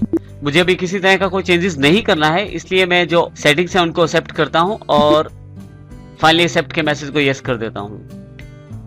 एस्केप करके यहां से बाहर आ जाता हूं। तो देखिए यहाँ की बात, धर्मवीर कंपनी ने हमें एक ऑर्डर दिया है जिसके अंतर्गत 2 फिलिप्स टीवी हमें उन्हें देने हैं और एक लेनोवो का G560 का लैपटॉप हमें देना है। और ये जो डिलीवरी है वो 15/4/2010 को ड्यू है। हमारी एंट्री की डेट यहाँ पे 8/4/2010 है। इस ट्रांजैक्शन को करने के लिए हमें सेल्स ऑर्डर क्रिएट करना पड़ेगा। इसके लिए देखिए हम बटन टूल बार के अंतर्गत यहाँ सेल्स ऑर्डर का बटन है, आप यहाँ से सेल्स ऑर्डर सिलेक्ट कर सकते हैं और यदि आप चाहे तो Alt F5 के साथ शॉर्टकट का प्रयोग करके भी सेल्स ऑर्डर क्रिएशन स्क्रीन प्राप्त कर सकते हैं। यहाँ मैं क्लिक कर देता हूँ, मेरे पास सेल्स ऑर्डर की स्क्रीन अवेलेबल हो जाएगी। देखिए यहाँ पे सेल्स ऑर्डर का नंबर अवेलेबल है और यहाँ पे डेट आपके पास अवेलेबल है। हमारी जो डेट है वो 8 तारीख है, तो यहां मैं 8 एंटर कर देता हूं। जैसे ही एंटर करता हूं मेरे पास पार्टी का नाम अवेलेबल हो जाता है। आप यहां पे देखिए लिस्ट ऑफ लेजर अकाउंट्स हमारे पास अवेलेबल हो जाता है। लिस्ट ऑफ लेजर अकाउंट में से जो कंपनी हमें ऑर्डर प्लेस कर रही है उसको हम सिलेक्ट कर लेंगे। देखिए हमारे पास धर्मवीर एंड कंपनी का ये ऑर्डर है, तो धर्मवीर एंड कंपनी को हम सिलेक्ट कर लेते हैं। यहाँ पे बायस डिटेल के अंतर्गत देखिए सारी इंफॉर्मेशन स्वयं ही भर ली गई, क्योंकि हमने जब अकाउंट्स बनाए थे तो इनकी जानकारी दी थी। जब हमने लेजर्स क्रिएट किए थे तो सारी इंफॉर्मेशन वहां हमने स्टोर की थी। इसी तरह से अगर ऑर्डर डिटेल्स आपके पास अवेलेबल है या रिसीव डिटेल्स अवेलेबल है तो वो भी आप भर सकते हैं। इसी के साथ आपका बस यहाँ ऑर्डर नंबर हमें देना है, तो जो ऑर्डर नंबर मेरे पास है सेल्स का वो 202 है। यहाँ मैं एंटर कर देता हूँ। आपके पास सेल्स लेजर मुझे सिलेक्ट करनी है, लिस्ट ऑफ लेजर अकाउंट में सेल्स को सिलेक्ट कर लें। यहां हमें उस सेल्स ऑर्डर को रिकॉर्ड करना है आइटम वाइज जो धर्मवीर कंपनी हमें देना चाहती है। हमारे उदाहरण के अनुसार 2 फिलिप्स टीवी हैं और एक लेनोवो का G560 लैपटॉप है, जिसकी ड्यू डेट जो है 15/4/2010 के पास है। इसके लिए हम यहाँ पे सबसे पहले P प्रेस करें तो हमारे पास लिस्ट ऑफ आइटम्स के अंदर फिलिप्स सिलेक्ट हो जाएगा। मैं इसको यहाँ एंटर कर देता हूँ। जो ड्यू डेट है मुझे उसकी जानकारी देनी है। हमारे जो सेल्स ऑर्डर की ड्यू डेट 15 तारीख है, तो यहां मैं 15 एंटर कर देता हूं। जैसे ही एंटर प्रेस करता हूं मैं गोडाउन की जानकारी दे सकता हूं जहां से ये क्वांटिटी इश्यू होने वाली है। मैं यहां से मेन लोकेशन एंटर कर देता हूं, क्योंकि मेन लोकेशन से मुझे ये क्वांटिटी सप्लाई करनी है। कितने पीस मुझे फिलिप्स टीवी के सप्लाई करने हैं उसकी जानकारी मुझे यहाँ देनी। मुझे यहाँ 2 फिलिप्स के टीवी सप्लाई करने हैं, तो क्वांटिटी में 2 भर देता हूं। तो यहाँ देखे स्टैंडर्ड प्राइस में हमने जो सेल प्राइस दिया था वो सेल प्राइस इसने खुद ही सिलेक्ट कर लिया है। ये खास बात है, जब हम सेट स्टैंडर्ड प्राइस करते हैं स्टॉक आइटम क्रिएट करते समय, जो स्टैंडर्ड कॉस्ट प्राइस होता है वो हम परचेज ऑर्डर में ऑटोमेटिकली सिलेक्ट हो जाता है और जो स्टैंडर्ड सेल प्राइस होता है वो ऑटोमेटिकली आपके सेल्स ऑर्डर में सिलेक्ट हो जाता है। अब जैसे एंटर करते हैं हम यहाँ पे देखिए दोनों टीवी का अमाउंट यहाँ अवेलेबल हो गया है, क्योंकि हमने फिलिप्स का आइटम एलोकेट कर दिया है। अब यहाँ से हम ब्लैंक पे एंटर करके वापस आ जाते हैं अपनी main sales order creation screen के पास। यदि आप यहाँ देखें तो दोनों पीस की जानकारी यहाँ अवेलेबल है। 14,500 जो कि हमारा सेल्स का स्टैंडर्ड रेट है वो जानकारी यहाँ अवेलेबल है और टोटल अमाउंट भी यहाँ अवेलेबल हो गई है। मैं जैसे यहाँ एंटर करता हूँ तो दूसरी आइटम के लिए यहाँ पे जगह अवेलेबल हो जाएगी। अब जो मैं दूसरी आइटम चाहता हूँ वो लेनोवो का लैपटॉप है, तो जैसे ही मैं L टाइप करता हूँ देखिए यहाँ G560 लैपटॉप को लिस्ट ऑफ आइटम्स में मैं सिलेक्ट कर लेता हूं। अब यहाँ पे जो इसकी ड्यू डेट है पहले मुझे उसकी जानकारी देनी है। ड्यू डेट बिल्कुल सेम है, 15 तारीख ही रहेगी दोनों की। जैसे एंटर करता हूं कौन से गोडाउन से मुझे डिलीवरी देनी है, तो मैं मेन गोडाउन से डिलीवरी देना चाहता हूं, तो मेन लोकेशन यहाँ सिलेक्ट कर लेता हूं। कितनी क्वांटिटी मुझे देनी है, तो सिर्फ एक लैपटॉप मुझे देना है, एक क्वांटिटी भर देता हूं। जैसे ही एंटर करता हूं अब की बार यहाँ कोई रेट मेरे पास अवेलेबल नहीं है। यदि आपको ध्यान हो तो स्टॉक आइटम्स क्रिएट कर रहे थे जब हम, तो हमने टीवी सेगमेंट के लिए तो हमने स्टैंडर्ड कॉस्ट रेट और स्टैंडर्ड सेल रेट तो हमने डिसाइड किया था, लेकिन लैपटॉप्स के केस में हमने ऐसा कोई भी रेट डिसाइड नहीं किया था। हमने किसी भी तरह का सेल रेट डिसाइड नहीं किया था। इसका अर्थ यह है कि अब मैन्युअली मुझे यहाँ रेट एंटर करना पड़ेगा। यही अंतर है जब हम अपने स्टैंडर्ड रेट्स को सेट कर लेते हैं आइटम्स क्रिएट करते समय। तो इस आइटम की मेरे पास जो कॉस्टिंग थी वो 18,000 रुपए है। इसको मैं 20,500 सेल रेट पे बेचना चाहता हूं, तो यहाँ 20,500 मैं फिल कर देता हूं। जैसे एंटर प्रेस करता हूं ये रेट मेरे पास यहाँ अवेलेबल हो जाता है। फिर से एंटर करें, अगर कोई और क्वांटिटी या कोई और ड्यून रेट है तो वो जानकारी आप दे सकते हैं नीचे। ब्लैक छोड़ के जैसे आप एंटर करते हैं आपके पास यहाँ आपने जो रेट दिया है इस बार सेल रेट जो दिया है सेल्स ऑर्डर में उसके अकॉर्डिंग यहाँ पे टोटल अमाउंट अवेलेबल हो जाएगी। और दोनों आइटम्स का टोटल भी आपके पास यहाँ अवेलेबल हो जाएगा। इस प्रकार से हम सेल्स ऑर्डर को क्रिएट कर रहे हैं। जैसे हम यहाँ से एंटर करते हैं, ब्लैंक छोड़ते हुए अगर आप एंटर करते हैं तो आप नीचे आ जाते हैं नरेशन वाले बॉक्स में। जो आप नरेशन टाइप करना चाहते हैं वो टाइप करें। नरेशन देने के पश्चात जैसे आप एंटर प्रेस करते हैं, एक्सेप्ट का मैसेज आपके साथ पास है। जैसे आप इसे यस करें, आपका सेल्स ऑर्डर यहाँ पे तैयार हो जाता है। इस प्रकार से सेल्स ऑर्डर आप तैयार कर सकते हैं। इसमें जो हमने इंपॉर्टेंट बात सीखी वो ये है कि यदि आपकी आइटम क्रिएट करते समय आप यदि सेट करते हैं कॉस्ट रेट को और सेट करते हैं सेल रेट को, तो आपको यहाँ फिल करने की आवश्यकता नहीं रहती। परंतु यदि आप वहां पे स्टैंडर्ड सेल रेट सेट नहीं करते तो फिर आपको सेल्स ऑर्डर में वो रेट देना पड़ता है। हमने जो ऑर्डर प्लेस किया था सीएनसी एंड कंपनी के पास, वो हमें आज मिल गया है, यानी कि 12 तारीख को उसकी डिलीवरी हमें मिल गई है। जो हमने परचेज ऑर्डर दिया था और उसके बदले हमें जो डिलीवरी मिली, उसके लिए हमें यहाँ रिसीप्ट वाउचर हमें क्रिएट करना है, जिससे हम ये जानकारी दे पाए कि हमें गुड्स मिल गई हैं। तो इस प्रकार जो हम परचेज ऑर्डर देते हैं और जब हमें उसकी आइटम्स रिसीव हो जाते हैं तो उसके लिए हम रिसीप्ट नोट एक तैयार करते हैं। इस तरह के ट्रांजैक्शन को स्टोर करने के लिए हम टैली में रिसीप्ट नोट का प्रयोग करते हैं। गेटवे ऑफ टैली के अंतर्गत ट्रांजैक्शंस में हमारे पास इन्वेंट्री वाउचर्स उपलब्ध हैं। जैसे आप इसे सिलेक्ट करते हैं, आपके पास इन्वेंट्री वाउचर क्रिएशन स्क्रीन उपलब्ध हो जाती है। बाय डिफॉल्ट टैली वो वाउचर ओपन कर देता है जो लास्ट टाइम आपने यूज किया था। इसके अतिरिक्त आप राइट हैंड साइड पे देखें तो आपके पास जो बटन टूल बार है उसमें काफी सारे वाउचर्स यहाँ उपलब्ध हैं। यदि आप यहाँ देखें, हमारे पास रिसीप्ट नोट के लिए अल्ट्रा F9 के साथ आप रिसीप्ट नोट सेलेक्ट कर सकते हैं, रिसीप्ट नोट पे क्लिक भी कर सकते हैं। लेकिन यदि आप यहाँ ध्यान दें तो दोनों ऑप्शंस इस वक्त डिसेबल हैं। हमें सबसे पहले इन्हें एनेबल करना पड़ेगा, तभी हम इसका प्रयोग कर सकते हैं अपने इन्वेंट्री वाउचर्स में। एनेबल करने के लिए यहाँ से आप F11 या फीचर्स बटन को सिलेक्ट करें और एंटर करते हुए अगर यदि आप यहाँ देखें तो एडिशनल इन्वेंट्री वाउचर्स हैं, जिसमें हमें ट्रैकिंग नंबर यानी कि डिलीवरी और रिसीप्ट नोट्स को यस करना पड़ेगा। मैं यहाँ इन्हें यस कर देता हूं और यस करने के पश्चात यहाँ एंटर कर देता हूं, फिर से यस कर देता हूं। तो मेरे पास यदि आप ध्यान दे तो डिलीवरी और रिसीप्ट नोट दोनों जो हैं वो एनेबल हो गए हैं, क्योंकि मैंने जो परचेज ऑर्डर रिसीव किया था उसकी गुड्स की डिलीवरी हमें मिल चुकी है। तो यहाँ पे अब रिसीप्ट नोट मैं बनाना चाहूंगा। रिसीप्ट नोट पे क्लिक करते ही देखिए आपके पास ये स्क्रीन अवेलेबल हो जाती है। रिसीप्ट नोट के लिए आप अल्ट F9 का प्रयोग भी कर सकते हैं। सबसे पहले यदि आप यहाँ दें तो रिसीप्ट नोट नंबर 1 लिखा आ रहा है और यहाँ पे डेट है, आप वो डेट दें जिस डेट को आपको डिलीवरी मिली है। हमारी रिसीप्ट डेट यहाँ 12 तारीख है, तो यहाँ मैं 12 एंटर कर देता हूँ। उसके पश्चात जैसे ही एंटर करता हूँ, यहाँ रेफरेंस नंबर है, आप रेफरेंस नंबर दे सकते हैं या रेफरेंस दे सकते हैं जो आप देना चाहते हैं। फिर से एंटर करें, यहाँ पार्टी का नाम अवेलेबल हो जाएगा। हमारी जो पार्टी है वो CNC कंपनी है। जैसे ही C प्रेस करता हूं तो यहाँ CNC सिटी के नाम से list of ledger account available हो जाते हैं, जिसमें CNC सिटी को मैं सिलेक्ट कर लेता हूं। जैसे एंटर करता हूं मेरे पास यहाँ यदि आप देखें तो लिस्ट ऑफ ऑर्डर से अवेलेबल हो जाता है। अब ये बात बहुत ध्यान रखने वाली है कि हमने परचेज ऑर्डर जो हमने प्लेस किया था उसमें एक ऑर्डर नंबर हमने दिया था, वही लिस्ट ऑफ ऑर्डर्स के अंदर हमारे पास यहाँ अवेलेबल है जो 2 तारीख को हमने प्लेस किया था।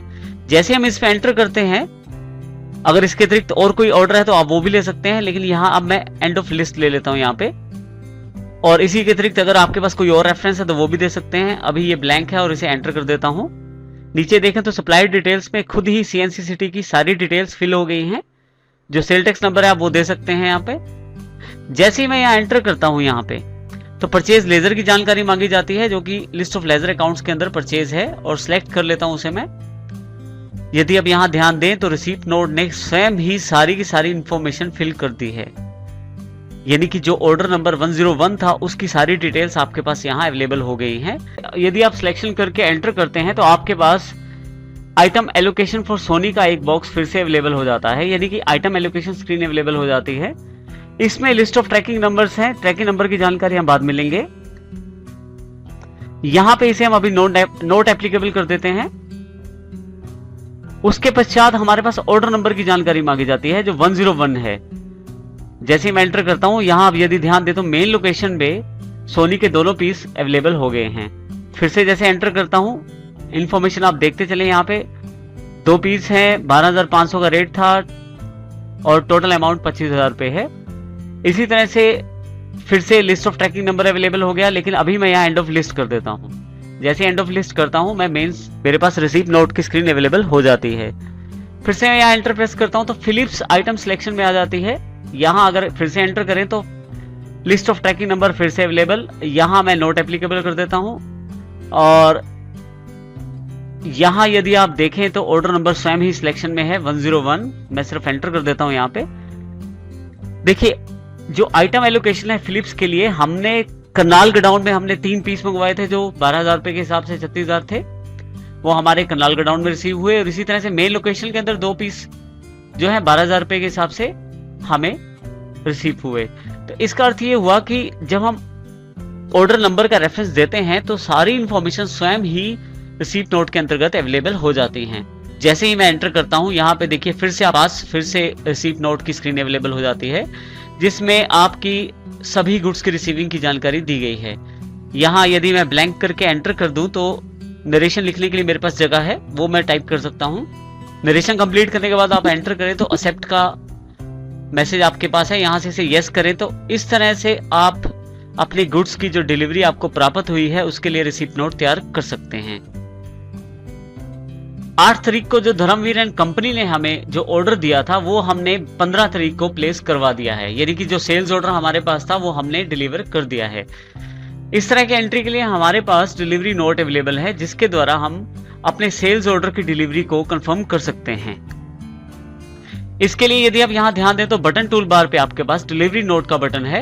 आप चाहे तो अल्ट F8 का यूज कर सकते हैं। जैसे मैं डिलीवरी नोट पे क्लिक करता हूं आपके पास यहाँ डिलीवरी नोट नंबर आ जाता है और साथ ही यहाँ पे डेट अवेलेबल हो जाती है। हमारे पास जो डेट है वो 15 तारीख है डिलीवरी की, और जो सक्सेस हो गई है डिलीवरी, हमने डिलीवरी पहुंचा दी है। तो ये जानकारी स्टोर करने के लिए डिलीवरी नोट में डेट चेंज करते हैं हम। सबसे पहले मैं यहाँ 15 तारीख कर देता हूं। जैसे एंटर करता हूं मेरे पास रेफरेंस की जानकारी मांगी जाती है। आप चाहें तो रेफरेंस दे सकते हैं, यहां मैं इसे ब्लैंक छोड़ देता हूं। उसके पश्चात पार्टी का अकाउंट नेम मुझे देना है, उसके लिए मेरे पास लिस्ट ऑफ लेजर अकाउंट यहाँ अवेलेबल हो जाते हैं। हमने जो डिलीवरी प्रदान की है वो धर्मवीर एंड कंपनी को प्रदान की है, तो यहां से मैं लिस्ट ऑफ लेजर अकाउंट में धर्मवीर एंड कंपनी सिलेक्ट कर लेता हूं। जैसे ही लिस्ट ऑफ ऑर्डर आप एंटर करते हैं आपके पास लिस्ट ऑफ ऑर्डर अवेलेबल हो जाता है। यदि आपको ध्यान हो तो सेल्स ऑर्डर जो हमारा था वो 202 नंबर था, जो 8 अप्रैल की जो सेल्स ऑर्डर था। इसे मैं यहां से सिलेक्ट कर लेता हूं एंटर करके, और जैसे एंटर करता हूं उसके बाद यहां से एंड ऑफ लिस्ट सिलेक्ट कर लेता हूं। मोर टर्म्स ऑफ पेमेंट यदि होते तो वहां यहाँ पे हमारे पास अवेलेबल हो जाते। इसी तरह से रिसीप्ट डिटेल्स अगर कोई है तो आप वो भी दे सकते हैं। देखिए स्वयं ही टैली ने बाय डिटेल्स फिल कर दी है, और यदि आपके पास सेल टैक्स नंबर है तो वो भी आप फिल करें यहाँ पे। जैसे ही आप एंटर करते हैं अब की बार सेल्स लेजर सिलेक्शन में आ जाती है। लिस्ट ऑफ लेजर अकाउंट्स के अंदर आप सेल्स सिलेक्ट करें यहाँ से। अब महत्वपूर्ण बात यह है, पर्टिकुलर्स यदि आप देखें तो सभी जानकारी यहाँ पहले से ही फिल हो गई है। डिलीवरी नोट के अंतर्गत name of item Philips TV है, 2 पीस हमने उनको दिए थे और दोनों पीस की जानकारी यहाँ अवेलेबल है। इसी तरह से लेनोवो G560 का मॉडल था, उसकी जानकारी भी यहाँ अवेलेबल है। तो इसका अर्थ ये हुआ कि जब मैंने ऑर्डर नंबर, जो सेल्स ऑर्डर नंबर मैंने कंफर्म किया, तो उसके साथ ही सारी इंफॉर्मेशन यहाँ अवेलेबल हो गई। जैसे ही मैं फिलिप्स में एंटर करता हूँ मेरे पास list of tracking number available हो जाते हैं। अभी मैं इसको नोट एप्लीकेबल कर देता हूँ। लिस्ट ऑफ ऑर्डर्स में से मैं यहाँ 202 सिलेक्ट कर लेता हूँ, जो ये जानकारी देता है कि मेन लोकेशन पे 2 पीस 14,500 के इशू किए जाएंगे मेन लोकेशन से, यानी कि मेन लोकेशन से 2 पीस फिलिप्स टीवी के इशू किए जाएंगे। फिर से एंटर करता हूँ यहाँ पे मैं। यदि आपके पास कोई और ऑर्डर नंबर है तो वो भी फिल कर सकते हैं। यहां से मैं एंड ऑफ लिस्ट चुन लेता हूं, अमाउंट पे एंटर करता हूं तो देखिए लेनोवो G560 की सिलेक्शन हो जाती है। जब मैं इस पे एंटर करता हूं तो यहां भी ट्रैकिंग नंबर का ऑप्शन अवेलेबल हो जाता है। मैं नोट एप्लीकेबल कर देता हूं, यहां से ऑर्डर नंबर 202 सिलेक्ट कर लेता हूं, और यहां पे देखें ध्यान से तो मेरे पास पहले से ही डिटेल फिल हो गई कि ये जो क्वांटिटी है कहां से इश्यू होनी है, मेन लोकेशन से। जैसे मैं यहाँ एंटर करता हूं, एंड ऑफ लिस्ट को सिलेक्ट कर लेता हूं, तो यहां मेरे पास दोनों आइटम्स की इंफॉर्मेशन अवेलेबल हो जाती है। ब्लैंक छोड़ के यदि आप एंटर करें तो आपके पास यहां नरेशन का बॉक्स सिलेक्ट हो जाएगा। नरेशन के पश्चात जैसे ही मैं एंटर करता हूँ यहाँ पे एक्सेप्ट का मैसेज मेरे पास अवेलेबल हो जाता है। यहाँ मैं इसे यस कर देता हूँ। धर्मवीर कंपनी को जो हमने डिलीवरी दी उसमें से एक टीवी हमें वो वापस करना चाहते हैं जो फिलिप्स कंपनी का है, किसी कारण से वो हमें ये वापस करना चाहते हैं। इस प्रकार की एंट्रीज को हमें रिजेक्शंस इन के अंतर्गत स्टोर करना होता है, रिजेक्शंस इन के अंतर्गत रिकॉर्ड करना होता है इस प्रकार की सेल्स रिटर्न को हमें। इसके लिए हम रिजेक्शन इन का वाउचर तैयार करेंगे। यदि आप यहाँ ध्यान दें तो रिजेक्शन इन और रिजेक्शन आउट के दो वाउचर हमारे पास अवेलेबल है। रिजेक्शन इन और रिजेक्शन आउट के दोनों वाउचर इस वक्त डिसेबल है। इन्हें एनेबल करने के लिए हम फिर से फीचर्स का प्रयोग करेंगे। फीचर्स के लिए F11 का प्रयोग कर सकते हैं आप। मैं फीचर पे क्लिक कर देता हूं। यहां पे यदि एडिशनल इन्वेंट्री वाउचर्स के अंतर्गत यदि आप देखें तो यूज रिजेक्शन इनवर्ड और आउटवर्ड नोट्स हैं जिसको मुझे यहां यस करना है। तो यहां मैं इनको यहां यस कर लेता हूं। जैसे मैं यस करता हूं एक्सेप्ट का मैसेज आ जाता है। मैं एक्सेप्ट कर लेता हूं चेंजेस को। जैसे एक्सेप्ट करता हूं यहां देखिए मेरे पास रिजेक्शन इन और रिजेक्शन आउट दोनों वाउचर्स जो हैं वो एनेबल हो जाते हैं। तो किसी भी तरह की रिजेक्शन जो आपके पास वापस आती है उसको रिकॉर्ड करने के लिए रिजेक्शन इन वाउचर का आप प्रयोग कर सकते हैं। इसके लिए मैं रिजेक्शन इन पे क्लिक कर देता हूं। आपके पास यहाँ रिजेक्शन इन की वाउचर स्क्रीन अवेलेबल हो जाती है जिसमें फिर से ये डेट अवेलेबल है। यहाँ पे हमारे पास जो डेट है वो 18 तारीख है, तो वो मैं चेंज कर लेता हूं सबसे पहले। जैसे एंटर करता हूं मुझे यहाँ लेजर अकाउंट देना है जिससे मुझे वापसी प्राप्त हो रही है। जो लेजर हमें सेल्स रिटर्न कर रही है उसकी जानकारी मुझे यहाँ देनी है। तो धर्मवीर एंड कंपनी है जिन्होंने हमें फिलिप्स का टीवी वापस किया है। मैं धर्मवीर एंड कंपनी को सिलेक्ट करता हूँ। जैसे सिलेक्ट करता हूँ यहाँ कस्टमर नेम और एड्रेस देखिए खुद ही फिल हो जाता है। अब यहाँ एंटर करके नीचे आए। यहाँ नेम ऑफ आइटम बताना है कि जो आइटम आपके पास वापस आ रही है सेल्स रिटर्न में उसकी जानकारी हमें यहाँ नेम ऑफ आइटम में देनी है। मैं जैसे ही पी प्रेस करता हूँ क्योंकि हमारे पास फिलिप्स का एक टीवी वापस आ रहा है तो पी प्रेस करता हूँ। लिस्ट ऑफ स्टॉक आइटम के अंतर्गत फिलिप्स सिलेक्ट कर लेता हूँ। यहाँ देखिए आपके पास आइटम एलोकेशन स्क्रीन अवेलेबल हो जाती है। यहाँ ट्रैकिंग नंबर को मैं नोट एप्लीकेबल कर देता हूँ और जो ऑर्डर नंबर है उसे भी यहाँ नोट एप्लीकेबल कर देता हूँ। उसके पश्चात देखिए यहाँ ये जानकारी मांगी जा रही है कि जो वापसी है आप कौन से गोडाउन में चाहते हैं, अर्थात जो आपके पास स्टॉक वापस आ रहा है उसको आप कौन से गोडाउन में स्टोर करना चाहते हैं। आप चाहे तो यहाँ से गोडाउन चेंज कर सकते हैं। मैं यहाँ मेन लोकेशन ही रखता हूं अभी। उसके लिए यहाँ पे आप क्वांटिटी कितनी क्वांटिटी आपके पास वापस आ रही है वो जानकारी दे सकते हैं। अभी एक सेट है जो वापस आ रहा है। स्वयं ही यहाँ पे रेट एप्लीकेबल हो गया और यहाँ अमाउंट भी यहाँ अवेलेबल हो गई है। जैसे यहाँ से नीचे एंटर करता हूँ तो मेरे पास लिस्ट ऑफ ट्रैकिंग नंबर दोबारा से अवेलेबल हो जाता है, लेकिन अब की बार मैं यहाँ एंड ऑफ लिस्ट कर देता हूँ। जैसे ही एंड ऑफ लिस्ट करता हूँ यहाँ पे मेरे पास फिलिप्स टीवी जो वापस आया है उसकी सारी जानकारी रिजेक्शन इन वाउचर के अंतर्गत स्टोर हो जाती है। यदि आपके पास कोई और आइटम है तो उसकी जानकारी भी आप यहाँ दे सकते हैं। जो आइटम आपके पास सेल्स रिटर्न में वापस आई है तो वो जानकारी भी आप यहाँ दे सकते हैं। लेकिन अभी मेरे पास सिर्फ एक ही आइटम है वापसी की। यहाँ मैं दोबारा इसे एंटर कर देता हूँ। यहाँ जो नरेशन देना चाहता हूँ वो दे सकता हूँ मैं। जो भी आपकी नरेशन है उसको देने के पश्चात आप एंटर करें तो एक्सेप्ट का मैसेज आपके सामने है। जैसे आप यस करते हैं आपके पास रिजेक्शन इन का वाउचर तैयार हो जाता है।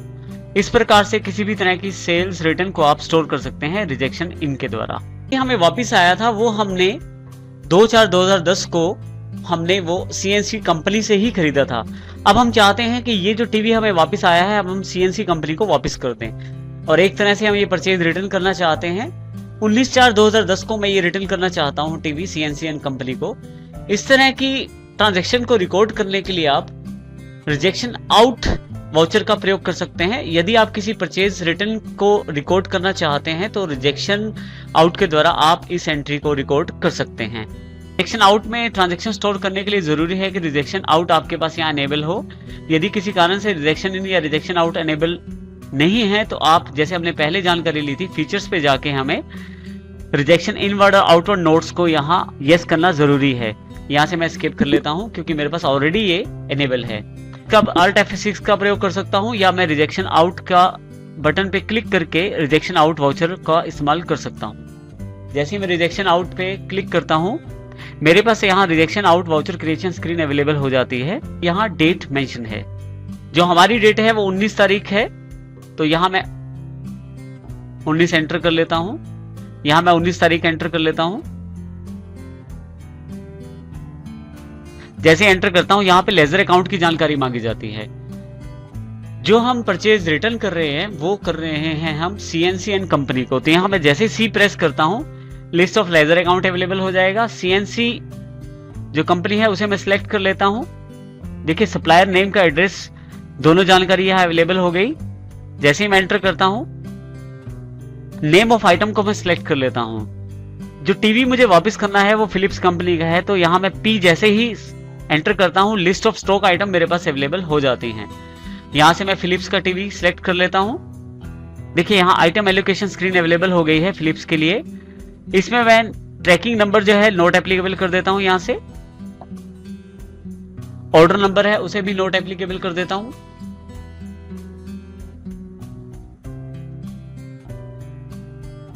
और किस गोडाउन से आप वो वापसी देना चाहते हैं वो जानकारी दे सकते हैं। मैं मेल लोकेशन से ये वापसी देना चाहता हूं। और क्वांटिटी एक टीवी है जिसको वापस करना चाहता हूं वो मैं फिल कर देता हूं। देखिए अमाउंट स्वयं ही यहां पे आ गई और जो अमाउंट है वो कॉस्ट अमाउंट है, ये ध्यान रखिएगा। जब हमने रिजेक्शन इन वाउचर बनाया था तो उसके अंतर्गत सेल अमाउंट आई थी और रिजेक्शन आउट वाउचर में देखें तो यहां पे हमारे पास कॉस्ट अमाउंट आई है। जैसे ही मैं एंटर करता हूं यहां पे तो ट्रैकिंग नंबर की और जानकारी मांगी जाएगी। इसे मैं यहां एंड ऑफ लिस्ट कर देता हूं। जैसे ही एंड ऑफ लिस्ट करता हूं मेरे पास फिलिप्स टीवी जो वापस करना है उसकी पूरी जानकारी यहां अवेलेबल हो जाती है। यदि आपके पास और अधिक आइटम्स है वापस करने के लिए उनकी जानकारी आप दे सकते हैं, अन्यथा आप यहां एंटर प्रेस करें दोबारा नरेशन बॉक्स सिलेक्ट हो जाएगा। नरेशन देने के पश्चात यदि आप एंटर करें तो एक्सेप्ट का मैसेज आपके पास आ जाएगा। जैसे ही आप यस करेंगे आपके पास रिजेक्शन आउट का जो वाउचर है वो तैयार हो जाएगा। इस प्रकार से आप परचेज रिटर्न को स्टोर करने के लिए रिजेक्शन आउट वाउचर्स का प्रयोग कर सकते हैं।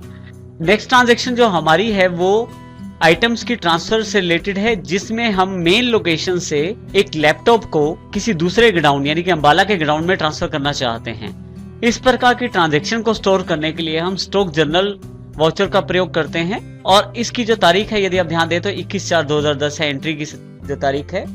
तो हम ये ट्रांजैक्शन स्टोर करने के लिए स्टॉक जनरल वाउचर का प्रयोग करेंगे। स्टॉक जनरल वाउचर का प्रयोग करने के लिए आपके पास यहाँ Alt F7 का प्रयोग कर सकते हैं या बटन टूल बार पे जो स्टॉक जनरल बटन है उसको आप सिलेक्ट कर सकते हैं।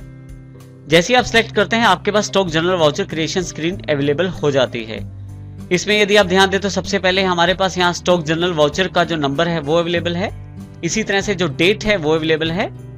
हमारे स्टॉक जनरल वाउचर की जो डेट है वो 21 तारीख है। यदि कि हम जो ट्रांसफर कर रहे हैं गुड्स को 21 तारीख को कर रहे हैं, 21 तारीख में यहाँ एंटर कर देता हूं। जैसे ही एंटर करता हूं यहाँ यदि आप ध्यान दें तो ट्रांसफर ऑफ मटेरियल्स के अंतर्गत दो सेक्शन है, सोर्स और डेस्टिनेशन। सोर्स के अंतर्गत हम उस गोडाउन और उस आइटम की जानकारी देंगे जो हम ट्रांसफर करना चाहते हैं, और डेस्टिनेशन के अंतर्गत उस आइटम और उस गोडाउन की जानकारी देंगे जहां हम उसे ट्रांसफर करना चाहते हैं। ज्यादातर केसेस में दोनों चीजें ये सेम रहती हैं। तो सब क्योंकि हमें यहाँ HP पवेलियन का एक लैपटॉप है तो HP प्रेस करता हूं तो यहाँ पे आप ध्यान दें तो HP लिस्ट ऑफ आइटम्स के अंतर्गत HP पवेलियन मेरे पास यहाँ अवेलेबल हो जाता है। मैं HP पवेलियन सिलेक्ट कर लेता हूँ और एंटर कर देता हूँ। कौन से गोडाउन से मुझे ये रिकॉर्ड ट्रांसफर करना है, मेल लोकेशन से मुझे ये ट्रांसफर करना है। तो जैसे ही M प्रेस करता हूँ लिस्ट ऑफ गोडाउन्स के अंतर्गत मेन लोकेशन मेरे पास सिलेक्ट हो जाती है। आप चाहे तो जो गोडाउन से आप ट्रांसफर करना चाहते हैं उसको सिलेक्ट भी कर सकते हैं। कितनी क्वांटिटी है, हमें सिर्फ एक लैपटॉप ही है जो ट्रांसफर करना है। जैसे एंटर प्रेस करता हूं देखिए उसका रेट और टोटल अमाउंट भी यहाँ अवेलेबल हो जाती है। मैं जैसे ही इसे एंटर प्रेस करता हूं उसके पश्चात यदि आपके पास और आइटम है तो वो भी आप दे सकते हैं। उसके पश्चात यदि आप एंटर करें तो डेस्टिनेशन वाले बॉक्स में नेम ऑफ आइटम आपके पास सिलेक्ट हो जाएगा। क्योंकि हम सेम आइटम है जो हम HP पवेलियन का लैपटॉप है उसे ही डेस्टिनेशन यानी कि अंबाला के ग्राउंड में ट्रांसफर करना चाहते हैं। H प्रेस करता हूं तो लिस्ट ऑफ आइटम के अंतर्गत मेरे पास HP पवेलियन अवेलेबल है। इसको मैं सिलेक्ट कर लेता हूं। कौन से ग्राउंड में ट्रांसफर करना है तो A प्रेस करता हूं। यहाँ पे लिस्ट ऑफ ग्राउंड अवेलेबल हो गए, अंबाला ग्राउंड को सिलेक्ट कर लेता हूं। यहाँ पे मैं कितनी क्वांटिटी मुझे ट्रांसफर करनी है, एक ही लैपटॉप है। जैसे एंटर प्रेस करता हूं तो देखिए यहाँ पे मेरे पास रेट और अमाउंट अवेलेबल हो जाता है। उसके पश्चात आप इसे एंटर प्रेस करें। ब्लैंक पे लाके फिर से अगर आप एंटर प्रेस करते हैं तो नरेशन अवेलेबल हो जाती है, आप नरेशन भर सकते। नरेशन फिल करने के पश्चात आप एंटर प्रेस करें, आपके पास एक्सेप्ट का मैसेज अवेलेबल हो जाता है। जैसे ही आप इसे यस करते हैं, स्टॉक जनरल वाउचर आपके पास तैयार हो जाता है। इस प्रकार से आप एक गोडाउन से दूसरे गोडाउन में आइटम्स को ट्रांसफर कर सकते हैं। नेक्स्ट ट्रांजैक्शन जो हमारे पास अवेलेबल है वो है फिजिकल स्टॉक के रूप में। फिजिकल स्टॉक की एंट्री हम करते हैं जब हमें अपने अकाउंट्स के अकॉर्डिंग स्टॉक में और जो हमारे पास गोडाउन में स्टॉक पड़ा है उनमें अगर अंतर दिखाई दे तो एक्चुअल स्टॉक को कंफर्म करने के लिए हम फिजिकल स्टॉक की एंट्री करते हैं। अर्थात मान लीजिए बुक्स हमारी जो हैं वो 6 लैपटॉप दिखा रही है और गोडाउन में हमारे पास 5 लैपटॉप पड़े हैं, तो एक्चुअल में जो स्टॉक है हमारे पास 5 लैपटॉप का है। तो इस बात को कंफर्म करने के लिए फिजिकल स्टॉक की एंट्री करते हैं कि नेक्स्ट जो स्टॉक कैलकुलेशन हो वो 5 स्टॉक के साथ ही हो। इस प्रकार की एंट्री के लिए हम फिजिकल स्टॉक वाउचर का प्रयोग करेंगे। फिजिकल स्टॉक वाउचर का प्रयोग करने के लिए बटन टूल बार पे आप फिजिकल स्टॉक को क्लिक करें, आपके पास physical stock voucher creation screen available हो जाएगी। लेकिन हम फिजिकल स्टॉक वाउचर बनाने से पहले हम देख लेते हैं कि हमारे पास कितना स्टॉक अवेलेबल है और फिजिकल स्टॉक वाउचर बनाने के पश्चात हमारे पास क्या स्टॉक दिखाया जाएगा। इसके लिए मैं यहाँ से एस्केप कर लेता हूँ और गेटवे ऑफ टैली पे आ जाता हूँ। रिपोर्ट्स के अंतर्गत आपके पास स्टॉक समरी अवेलेबल है, आप स्टॉक समरी को सिलेक्ट करें जिसके पर्टिकुलर्स के अंतर्गत लैपटॉप और टीवी दिए गए हैं। यहां से मैं लैपटॉप को सिलेक्ट कर लेता हूं। आपके पास यहाँ कौन कौन से लैपटॉप हैं और कितनी क्वांटिटी में पड़े हैं आपके पास, वो जानकारी यहाँ स्टॉक समरी में अवेलेबल है। यदि आप यहाँ ध्यान दें तो HP सीरीज के 6 लैपटॉप आपके पास अवेलेबल हैं 14,500 के साथ और टोटल वैल्यू उनकी 27,000 रुपए है। अब यहाँ से हम एस्केप करके फिर से वापस आते हैं। हमारे एग्जाम्पल के अनुसार जब हमने स्टॉक चेक किया तो वहां केवल 5 ही लैपटॉप हमें प्राप्त हुए HP सीरीज के। तो हमें हमारी जो बुक्स या अकाउंट्स हैं हमारे वो 6 लैपटॉप दिखा रहे हैं और फिजिकल स्टॉक जो है वो 5 लैपटॉप्स का अवेलेबल है। तो इस प्रकार के एंट्री के लिए हम फिजिकल स्टॉक वाउचर का इस्तेमाल करते हैं। हम फिर से यहाँ से इन्वेंट्री वाउचर को सिलेक्ट करते हैं और यहाँ पे क्योंकि हमने last time physical stock voucher का इस्तेमाल किया वो हमारे पास यहाँ स्क्रीन अवेलेबल है। सबसे पहले हमारे पास यहाँ देखें तो फिजिकल स्टॉक वाउचर नंबर है और इस तरफ राइट हैंड साइड ऊपर की तरफ डेट दी गई है। तो जिस डेट को हमने फिजिकल स्टॉक चेक किया उस डेट की जानकारी यहाँ देनी है।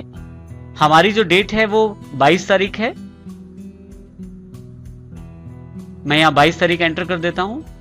जैसे एंटर प्रेस करता हूं, नेम ऑफ आइटम, आपने किस स्टॉक को वेरीफाई किया गोडाउन में और उस आइटम का नाम आपको यहाँ देना है। तो हमने जो चेक किए थे वो HP सीरीज के लैपटॉप थे। जैसे ही H प्रेस करता हूँ लिस्ट ऑफ आइटम्स अवेलेबल हो जाते हैं मेरे पास यहाँ पे, जिसमें से HP सीरीज जो कि देखिए यहाँ पे स्टॉक में 6 पीसीस दिखा रहा है अकाउंट्स के अकॉर्डिंग। मैं सिलेक्ट कर लेता हूँ। यहाँ पे आपको गोडाउन की जानकारी देनी है, किस गोडाउन पे आपने फिजिकल स्टॉक चेक किया। तो मैंने मेन लोकेशन पे ही इसे चेक किया था। मेन लोकेशन पे एंटर कर देता हूँ।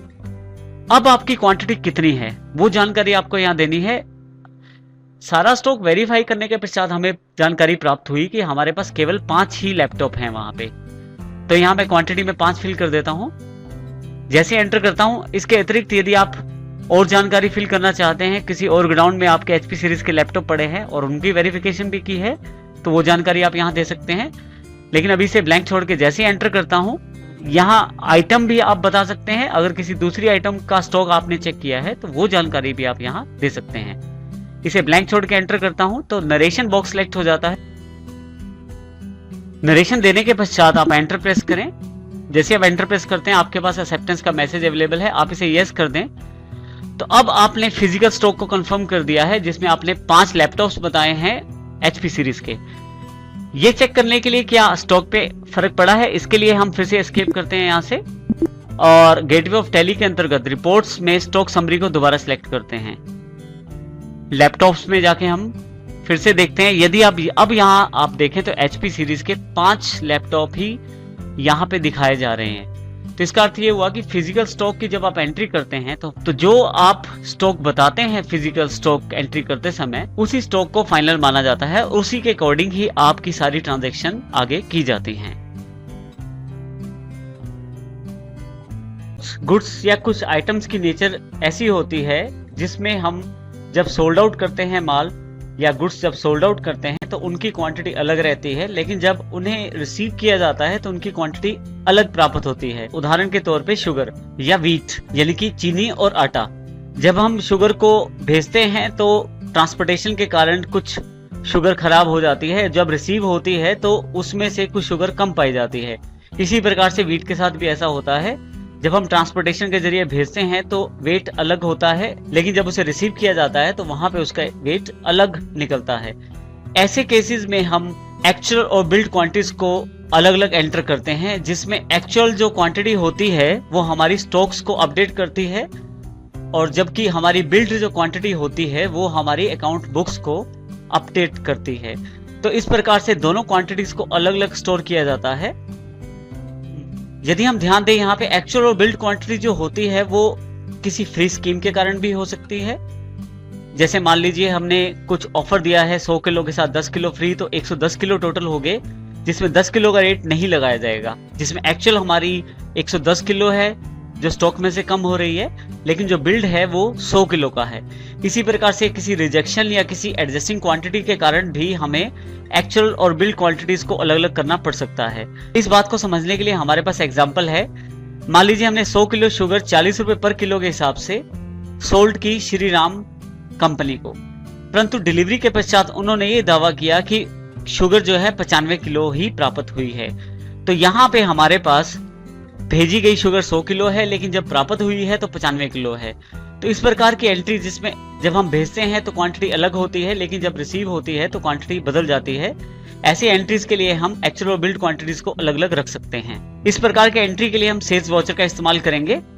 एक्चुअल और बिल्ड क्वांटिटीज यदि अलग अलग हो तो उनको एंटर करने के लिए सबसे पहले हमें बटन टूल बार पे फीचर्स बटन को सिलेक्ट करना पड़ेगा। शॉर्टकट के रूप में आप F11 का प्रयोग कर सकते हैं। कंपनी फीचर्स के अंतर्गत आप इन्वेंट्री फीचर्स को चुनें। यहाँ पे आपके पास इन्वेंट्री फीचर स्क्रीन उपलब्ध है, जहां पे हमारे पास स्टोरेज एंड क्लासिफिकेशन हेड के अंतर्गत सबसे लास्ट आइटम है use different actual and build quantity. इसको मैं यहाँ यस कर देता हूं और बाकी सेटिंग सेम रहने देता हूं। यहां से एस्केप करके वापस आ जाते हैं। अब हम एंटर करेंगे सेल्स। इसके लिए हम गेटवे ऑफ टैली में ट्रांजैक्शन के अंतर्गत अकाउंटिंग वाउचर को चुनेंगे। यहां पर देखिए हमारे पास सेल्स वाउचर अवेलेबल है। यदि आप चाहें तो यहां से F8 शॉर्टकट के रूप में या सेल्स बटन पे आप क्लिक कर सकते हैं। रेफरेंस में यदि आप रेफरेंस देना चाहते हैं तो वो दें। यहां सबसे पहले पार्टी का नाम पूछा जाएगा। जो पार्टी का नाम है वो है Messrs Shri Ram company. List of leather account में से मैं सिलेक्ट कर लेता हूं। डिलीवरी नोट यहां एंड ऑफ लिस्ट कर देता हूं, और यदि आपके पास डिस्पैच डिटेल अगर हैं तो अवश्य भरें। इसी तरह से लिस्ट ऑफ ऑर्डर्स में भी एंड ऑफ लिस्ट। और देखिए यहां पे बाय डिटेल अपने आप अवेलेबल हो गई है टैली द्वारा। सेल टैक्स नंबर है तो अवश्य भरें। इसके पश्चात यहाँ पे list of ledger account available हो जाएंगे। यहां से मैं सेल्स चुन लेता हूं। अब यहाँ पे मुख्य बात यह है कि यहाँ हमारे पास क्वांटिटी में हमारे पास 2 कॉलम दिखाए जा रहे हैं, जिसमें जो क्वांटिटी हमने भेजी थी वो तो एक्चुअल के अंतर्गत आएगी, और जो क्वांटिटी वहां प्राप्त हुई वो बिल्ड के अंतर्गत आएगी। यहाँ नेम ऑफ आइटम में क्योंकि मुझे शुगर आइटम की जानकारी देनी है तो यहाँ से मैं एस प्रेस कर देता हूं। तो यहाँ लिस्ट ऑफ आइटम्स में शुगर सिलेक्ट कर लेता हूं। लिस्ट ऑफ ट्रैकिंग नंबर को नोट एप्लीकेबल कर देता हूं। ऑर्डर नंबर को भी नोट एप्लीकेबल। हमें यहाँ ये जानकारी देनी है कि कौन से गोडाउन में हमारी जो शुगर है वो पड़ी हुई है। यहाँ मैं के प्रेस कर देता हूं तो लिस्ट ऑफ गोडाउन अवेलेबल हो जाते हैं, जिसमें से करनाल गोडाउन सिलेक्ट कर लेता हूं। क्वांटिटी जो है वो एक्चुअल में तो हमने जो भेजी है, एक्चुअल में जो हमने क्वांटिटी भेजी है वो 100 किलो है, और जो वहां प्राप्त हुई है वो 95 किलो है। दोनों को एंटर कर देता हूं। यहाँ पे 45 रुपए के हिसाब से ये सोल्ड आउट की गई है शुगर, और यहाँ देखें अपने आप ही वहां पे पूरी अमाउंट हमारे पास अवेलेबल हो जाती है। उसके पश्चात एंटर प्रेस करें और लिस्ट ऑफ ट्रैकिंग नंबर में एंड ऑफ लिस्ट चुन लें। आपके पास यहाँ सेल्स इनवॉइस अवेलेबल हो जाएगा। यदि आप नेम ऑफ आइटम में शुगर देखें तो क्वांटिटी के अंतर्गत एक्चुअल में 100 किलो को लिया गया है और बिल्ड में 95 किलो को, और रेट और फिर उसके पश्चात अमाउंट। और ये जो अमाउंट है ये बिल्ड क्वांटिटी का ही है, अर्थात जो चार्जअप किया गया है वो जो गुड्स रिसीव हुई है उन्हीं का चार्जअप किया गया है। यानी कि जो क्वांटिटी मैसर श्री राम को प्राप्त हुई है उसी का बिल यहाँ बनाया गया है। यहाँ मैं एंटर प्रेस कर देता हूँ। इस तरह से आप यहाँ देखें हमारे पास टोटल अवेलेबल हो गया है। नरेशन भरने के पश्चात आपके पास एक्सेप्ट मैसेज अवेलेबल हो जाता है। इसे मैं यहाँ यस कर देता हूँ। जैसे ही यस करता हूँ मेरे पास सेल्स वाउचर एंटर हो जाता है। अब यहाँ से हम देखते हैं कि स्टॉक में से कितनी क्वांटिटी लेस की गई है। इसके लिए यहाँ एस्केप का बटन प्रेस करता हूँ और गेटवे ऑफ टैली पे आ जाता हूँ मैं। इसके लिए हम यहाँ रिपोर्ट्स में स्टॉक समरी को चुन लेते हैं और यहाँ सबसे लास्ट जो पर्टिकुलर्स में आइटम है शुगर है, सिलेक्ट कर लेता हूँ इसको मैं। यहाँ देखें आउटवर्ड क्वांटिटी में हमारे पास 100 किलो दिया गया है और जो बैलेंस है वो 400 किलो यानी कि 500 किलो में से 100 किलो कम करके दिखाया गया है। तो इसका अर्थ ये हुआ कि हमारे पास जो क्वांटिटी है वो पूरी लेस की गई है, जबकि बिल जो तैयार किया गया है वो केवल उसी क्वांटिटी का तैयार किया है जो मैसर श्री राम को प्राप्त हुई है। एस्केप करके मैं मेन गेटवे ऑफ टैली पे आ जाता हूँ। इस प्रकार से एक्चुअल और बिल्ड क्वांटिटीज अगर डिफरेंट हो तो उनकी एंट्री कर सकते हैं। बहुत सारी इंडस्ट्रीज ऐसी होती हैं जो अपने प्रोडक्ट्स के लिए मैन्युफैक्चरिंग डेट, एक्सपायरी डेट और बैचेस का इस्तेमाल करती हैं। हर एक बैच किसी खास मैन्युफैक्चरिंग डेट और किसी खास एक्सपायरी डेट को बताता है और साथ ही उन बैचेस के अनुसार ही जो गुड्स हैं वो सेल या परचेज की जाती हैं। इसमें मुख्य उदाहरण है हमारे पास फार्मा इंडस्ट्री, जिनमें दवाइयों की मैन्युफैक्चरिंग की जाती है और साथ ही ये बैचेस में अलॉट करके बेची जाती हैं, जिसमें इनकी डेट ऑफ मैन्युफैक्चरिंग और डेट ऑफ एक्सपायरी भी जरूरी होती है देनी। इसी तरह से हमारे पास डेयरी इंडस्ट्री होती है जिसमें दूध, दही या पनीर इत्यादि सामान बेचा जाता है। इसमें भी हमारे पास बैचेस मेंटेन किए जाते हैं। बैचेस के साथ साथ हमें उनकी डेट ऑफ मैन्युफैक्चरिंग और डेट ऑफ एक्सपायरी की जानकारी भी देनी होती है। इस तरह की इंफॉर्मेशन स्टोर करने के लिए टैली हमें बैच वाइज डिटेल्स के लिए बहुत सारे ऑप्शन प्रदान करता है। इस सेशन में हम बैच वाइज डिटेल्स की जानकारी लेंगे कि किस प्रकार हम टैली से बैच वाइज प्रोडक्ट्स को स्टोर कर सकते हैं, उनकी सेल परचेज की एंट्री कर सकते हैं। इसके लिए सबसे पहले हम कुछ एग्जांपल्स का अध्ययन करते हैं। हमारे पास कुछ बैच वाइज ट्रांजैक्शंस अवेलेबल हैं, जैसे कि सबसे पहली ट्रांजैक्शन है 3/5/2010 की, जिसमें 5 बॉक्सेस खरीदे गए। हर एक बॉक्स में 100 टेबलेट्स आती हैं। इसका अर्थ ये हुआ कि 5 बॉक्सेस में 500 टेबलेट्स हमने खरीदी एक्शन 500 की, और इसमें हर एक गोली का जो वेट है वो 100 mg है और ये जो खरीदी गई है ये अल्ट्रा फार्मा से खरीदी गई है। इसी तरह से ये जानकारी नीचे दी गई है। जो रेट है वो 100 रुपए पर बॉक्स है। जो मैन्युफैक्चरिंग डेट है वो 3/4/2010 है। Date of expiry in boxes की 3/6/2010 है और जो बैच नंबर है इन बॉक्सेस का वो AM/4610 4610 है। इस प्रकार की इंफॉर्मेशन स्टोर करने के लिए हमें परचेज वाउचर का इस्तेमाल करना पड़ेगा, लेकिन हम पहले ये जानकारी ले लेते हैं कि इस तरह की ट्रांजैक्शन करने के लिए हमें कौन से अकाउंट चाहिए और किस प्रकार से हम उनका प्रयोग करेंगे। सबसे पहले हमें टेबलेट्स, जो कि यूनिट ऑफ मेजरमेंट है, हमें जानकारी देनी पड़ेगी। इसी तरह से बॉक्स, हर बॉक्स में 100 टेबलेट्स आती हैं तो हमें यूनिट ऑफ मेजरमेंट इस बार कंपाउंड बनानी पड़ेगी। इसी तरह से अल्ट्रा फार्मा हमारे सन्ड्री क्रेडिटर्स हैं और सत्यम फार्मा जो है हमारे सन्ड्री डेटर्स हैं। इन सब चीजों के पश्चात हम अपने परचेज वाउचर की एंट्री कर सकते हैं। तो अब हम देखते हैं कि टैली में किस प्रकार से बैच वाइज ट्रांजैक्शंस की जाती हैं। यहाँ हमारे पास गेटवे ऑफ टैली उपलब्ध है। राइट हैंड साइड पे जो बटन टूल बार है उसमें फीचर्स के बटन पे क्लिक करें। आप शॉर्टकट के रूप में F11 का प्रयोग कर सकते हैं। यहाँ मैं फीचर्स पे क्लिक कर देता हूँ। मेरे पास कंपनी फीचर्स अवेलेबल हो गए, accounting features, inventory features, statutory and taxation features. मैं यहाँ से इन्वेंट्री फीचर्स चुन लेता हूँ। किस कंपनी के लिए आपको फीचर्स की सेटिंग करनी है, मैंने हेड फर्स्ट ट्रेडर्स के लिए इनकी सेटिंग करनी है, तो मैं लिस्ट ऑफ कंपनीज के अंतर्गत हेड फर्स्ट ट्रेडर्स को चुन लेता हूं। यदि आप यहां ध्यान दें, इन्वेंट्री फीचर्स हमारे पास अवेलेबल हो गए हैं। इसमें हमारे पास एक कैटेगरी है स्टोरेज एंड क्लासिफिकेशन, जिसके अंतर्गत मेंटेन बैच वाइज डिटेल्स को हम यस करेंगे।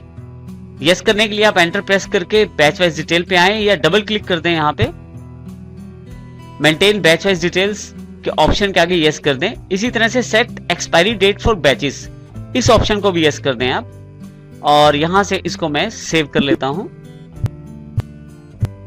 सेव करने के पश्चात यहां से एस्केप कर लेता हूं और गेटवे ऑफ टैली पे वापस आ जाता हूं। अब हमें सबसे पहले कुछ अकाउंट्स तैयार करने हैं जिसमें टेबलेट्स यूनिट ऑफ मेजरमेंट के अंतर्गत, बॉक्सेस यूनिट ऑफ मेजरमेंट के अंतर्गत। तो हम पहले इनकी जानकारी लेते हैं किस प्रकार से इन्हें तैयार करेंगे। सबसे पहले हम गेटवे ऑफ टैली के अंतर्गत मास्टर्स में इन्वेंट्री इन्फो को चुनेंगे। यहां पे आपके पास इन्वेंट्री इन्फो के अंतर्गत stock group, stock category, stock items और यूनिट ऑफ मेजरमेंट, इस तरह की काफी सारे ऑप्शन अवेलेबल है। यहां से मैं यूनिट ऑफ मेजरमेंट चुन लेता हूं। यूनिट्स में मैं क्रिएट को सिलेक्ट कर लेता हूं। यहां आपके पास यूनिट क्रिएशन स्क्रीन उपलब्ध हो जाएगी, जिसमें सबसे पहले जानकारी दी गई है कि इसकी टाइप जो है सिंपल है। हमें जो सिंबल यूज करना है टेबलेट्स के रूप में, तो मैं TBS यूज कर लेता हूं, एंटर प्रेस कर देता हूं। जो फॉर्मल नेम है वो टेबलेट्स हैं और नंबर ऑफ डेसिमल्स की हमें आवश्यकता नहीं है, तो यहां मैं एंटर प्रेस कर देता हूं और साथ में यस कर देता हूं। अब मुझे बॉक्सेस बनाने हैं, तो मैं पहले बॉक्स के नाम से यूनिट तैयार करता हूं।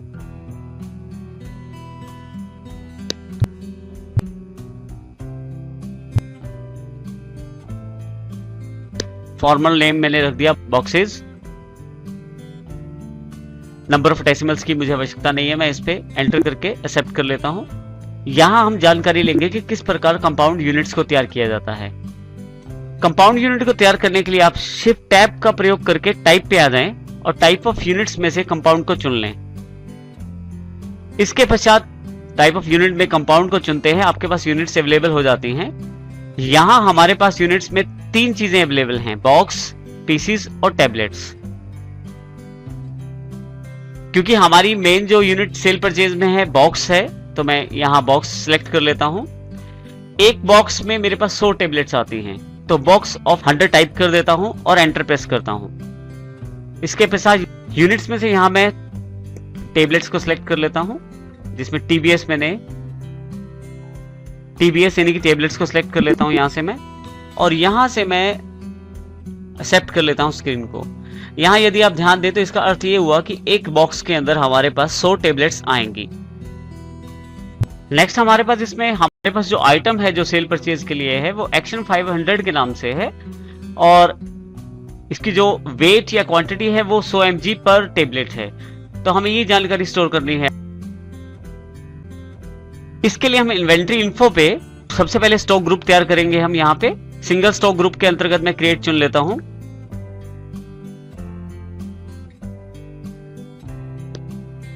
स्टॉक ग्रुप क्रिएशन के अंतर्गत टेबलेट्स का नाम दे देता हूं मैं, यहां से एंटर कर लेता हूं और लिस्ट ऑफ ग्रुप्स में से प्राइमरी कर देता हूं। Can quantity of items be added, अभी मैं इसे नो कर देता हूं और एक्सेप्ट कर लेता हूं। एस्केप करके अब यहां से बाहर आए और इन्वेंट्री इन्फो पे स्टॉक कैटेगरी सिलेक्ट करें अब की बार, और स्टॉक कैटेगरी के अंतर्गत सिंगल स्टॉक कैटेगरी में क्रिएट सिलेक्ट करें। हमारे पास जो कैटेगरी है वो 100 mg के साथ है, तो मैं यहाँ 100 mg सिलेक्ट कर लेता हूं और ये भी लिस्ट ऑफ कैटेगरी के अंतर्गत प्राइमरी सिलेक्ट कर लेता हूं और यहां से एक्सेप्ट यस कर देता हूं। एस्केप करके यहां से बाहर आ जाता हूं। अब की बार मुझे आइटम्स बनानी है, तो इन्वेंट्री इन्फो के अंतर्गत स्टोर आइटम को चुनता हूं मैं यहां से। इसके लिए हम इन्वेंट्री इन्फो पे सबसे पहले स्टॉक ग्रुप तैयार करेंगे। हम यहाँ पे सिंगल स्टॉक ग्रुप के अंतर्गत मैं क्रिएट चुन लेता हूं।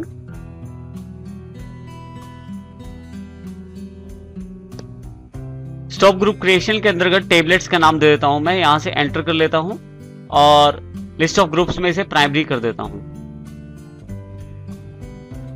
Can quantity of items be added, अभी मैं इसे नो कर देता हूं और एक्सेप्ट कर लेता हूं। एस्केप करके अब यहां से बाहर आए और इन्वेंट्री इन्फो पे स्टॉक कैटेगरी सिलेक्ट करें अब की बार, और स्टॉक कैटेगरी के अंतर्गत सिंगल स्टॉक कैटेगरी में क्रिएट सिलेक्ट करें। हमारे पास जो कैटेगरी है वो 100 mg के साथ है, तो मैं यहाँ 100 mg सिलेक्ट कर लेता हूं और ये भी लिस्ट ऑफ कैटेगरी के अंतर्गत प्राइमरी सिलेक्ट कर लेता हूं और यहां से एक्सेप्ट यस कर देता हूं। एस्केप करके यहां से बाहर आ जाता हूं। अब की बार मुझे आइटम्स बनानी है, तो इन्वेंट्री इन्फो के अंतर्गत स्टॉक आइटम को चुनता हूं मैं यहां से। स्टॉक आइटम में सिंगल स्टॉक आइटम के अंतर्गत क्रिएट सिलेक्ट कर लेता हूं और यहां पे हमारी जो आइटम का नाम है उसकी जानकारी देता हूं, एक्शन 500 है, और ब्रैकेट में मैं जानकारी दे सकता हूं कि वो कौन सी एक्शन 500 है, यानी कि किस कैटेगरी से रिलेटेड है। ये सिर्फ पहचान के लिए है, जिसका प्रयोग मुझे अगर मेरे पास एक से अधिक मेडिसिन अवेलेबल है तो उनमें पहचान करने के लिए है कि एक्शन 500 अगर 100 mg के साथ है या 200 mg के साथ है, तो इन्फॉर्मेशन याद रखने के लिए मैं 100 mg साथ में लिख देता हूं। यहां से एंटर प्रेस कर लेता हूं। अब जैसे अंडर पे आप आते हैं तो यहाँ से लिस्ट ऑफ ग्रुप्स आपके पास अवेलेबल हो जाते हैं। यहाँ लिस्ट ऑफ ग्रुप्स में से टेबलेट्स को सिलेक्ट कर लेता हूँ। कैटेगरी में मैं 100 mg सिलेक्ट कर लेता हूँ और यूनिट्स में मैं यहाँ से बॉक्स सिलेक्ट कर लेता हूँ। और यहाँ सबसे मेन पॉइंट जो जानकारी मांगी जाती है वो है मेंटेन इन बैचेस। क्या ये जो दवाई है या मेडिसिन है या ये जो आइटम है हमारी, क्या ये पैचेस में मेंटेन की जाए। मैं यहाँ यस कर देता हूँ इसे। इसी के साथ दो ऑप्शन और अवेलेबल हो जाते हैं। ट्रैक डेट ऑफ मैन्युफैक्चरिंग, क्या आप चाहते हैं डेट ऑफ मैन्युफैक्चरिंग ट्रैक किया जाए, यानी कि उसका ध्यान रखा जाए। इसी प्रकार से एक्सपायरी डेट को यूज किया जाए। मैं दोनों ऑप्शन को यस कर लेता हूँ। और रेट ऑफ ड्यूटी अगर एप्लीकेबल है तो यहाँ से आप दे सकते हैं। अभी मैं इसे ब्लैंक छोड़ देता हूँ। और यहाँ पे अगर आपके पास कोई ओपनिंग बैलेंस है तो उसे यहाँ पे आप दे सकते हैं। अभी मैं इसे ब्लैंक छोड़ के यस कर देता हूं और एस्केप करके गेटवे ऑफ टैली पे आ जाता हूं। अब क्योंकि हमने स्टॉक आइटम्स बना ली हैं, अब हमें दो अकाउंट्स और चाहिए। एक हमारे क्रेडिटर्स अल्ट्रा फार्मा और दूसरा हमारा अकाउंट है सत्यम फार्मा के नाम से, जो हमारे सन्ड्री डेटर्स हैं। इसके लिए गेटवे ऑफ टैली के अंतर्गत अकाउंट्स इन्फो को चुने। यहां से आप लेजर सेलेक्ट करें और लेजर्स के अंतर्गत सिंगल लेजर में क्रिएट सिलेक्ट करें। यहां मैं अपने डेटर्स और क्रेडिटर्स के लिए लेजर क्रिएट करता हूं। यहां मैं अल्ट्रा फार्मा के नाम से एक लेजर क्रिएट करता हूं जो कि हमारे सन्ड्री क्रेडिटर्स हैं। इसमें maintain balances bill by bill को मैंने यस कर दिया है और इन्वेंटरी वैल्यूज आर अफेक्टेड पर नो कर दिया है। इसी तरह से मेलिंग डिटेल्स जो है बेसिक डिटेल मैंने भर दी है। और बेसिक जानकारियां भरने के बाद जैसे ही मैं एंटर करता हूं ओपनिंग बैलेंस नील छोड़ देता हूं और यहां एक्सेप्ट कर लेता हूं यस करके। इसी तरह से लेजर क्रिएशन में मैं सत्यम फार्मा का अकाउंट बनाता हूं जो हमारे सन्ड्री डेटर्स हैं। इसी तरह से लेजर क्रिएशन में मैं सत्यम फार्मा का अकाउंट बनाता हूं जो हमारे सन्ड्री डेटर्स हैं और maintain balances bill by bill पे यस कर देता हूं। Inventory values are no, inventory values are affected पे नो कर देता हूं। इसी तरह से मेलिंग डिटेल के अंतर्गत बेसिक डिटेल भर देता हूं और यदि आप पे टैक्स इन्फॉर्मेशन जानकारी उपलब्ध है तो वो आप यहाँ जरूर भरें। इसी के पश्चात ओपनिंग बैलेंस में नील कर देता हूं और यहाँ पे एक्सेप्ट कर लेता हूं। इस प्रकार से हमने बेसिक अकाउंट और गेटवे ऑफ टैली पे आ जाता हूं मैं। यहाँ जो सबसे पहली ट्रांजैक्शन है उसमें हमने 5 बॉक्सेस परचेज किए हैं अल्ट्रा फार्मा से, जिनका रेट 100 रुपए पर बॉक्स है और मैन्युफैक्चरिंग जो है 3/4/2010 की है। इसी तरह से डेट ऑफ एक्सपायरी 3/6/2010 की है। ये सभी बॉक्सेस एक ही बैच से रिलेटेड हैं AM/4610। इस प्रकार के एंट्री स्टोर करने के लिए हम यहाँ पे परचेज वाउचर का इस्तेमाल करेंगे। तो गेटवे ऑफ टैली के अंतर्गत हम यहां से ट्रांजैक्शंस में अकाउंटिंग वाउचर को सिलेक्ट करेंगे। क्योंकि हमें परचेज को स्टोर करना है तो आप यहां बटन टूल बार से परचेज बटन पे क्लिक कर सकते हैं या शॉर्टकट के रूप में F9 का प्रयोग कर सकते हैं। यहां हमारे पास परचेज वाउचर अवेलेबल हो गया है। सबसे पहले मैं डेट चेंज कर लेता हूं F2 प्रेस करके। जो वाउचर की डेट है वो 3 तारीख है तो मैं 3 सेट कर देता हूं यहाँ पे। यदि आप यहाँ कोई रेफरेंस देना चाहते हैं तो रेफरेंस दे सकते हैं। मैं यहाँ एंटर प्रेस कर देता हूं। जैसे एंटर प्रेस करता हूं पर्टिकुलर्स में क्रेडिट की सिलेक्शन की मुझे जानकारी देनी है। हमने जो परचेज किया है वो अल्ट्रा फार्मा से किया है।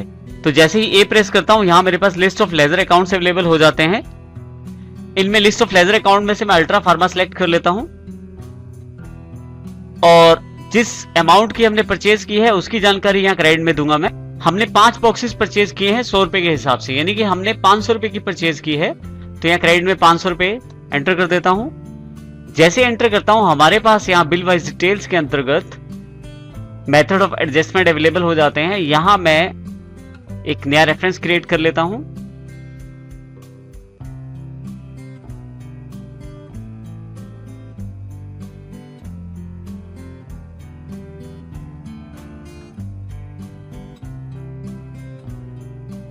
रेफरेंस के पश्चात ड्यू डेट यदि अवेलेबल है तो वो दे सकते हैं आप। यहाँ पे अमाउंट अवेलेबल हो गई है। यहाँ पे जैसे एंटर प्रेस करता हूँ यहाँ पे मैं परचेज वाउचर पे वापस आ जाता हूँ। अब मुझे दूसरी लेजर की जानकारी देनी है जिसके थ्रू मैंने परचेज करना है। तो जैसे ही पी प्रेस करता हूँ यहाँ पे मेरे पास list of ledger accounts available हो जाते हैं।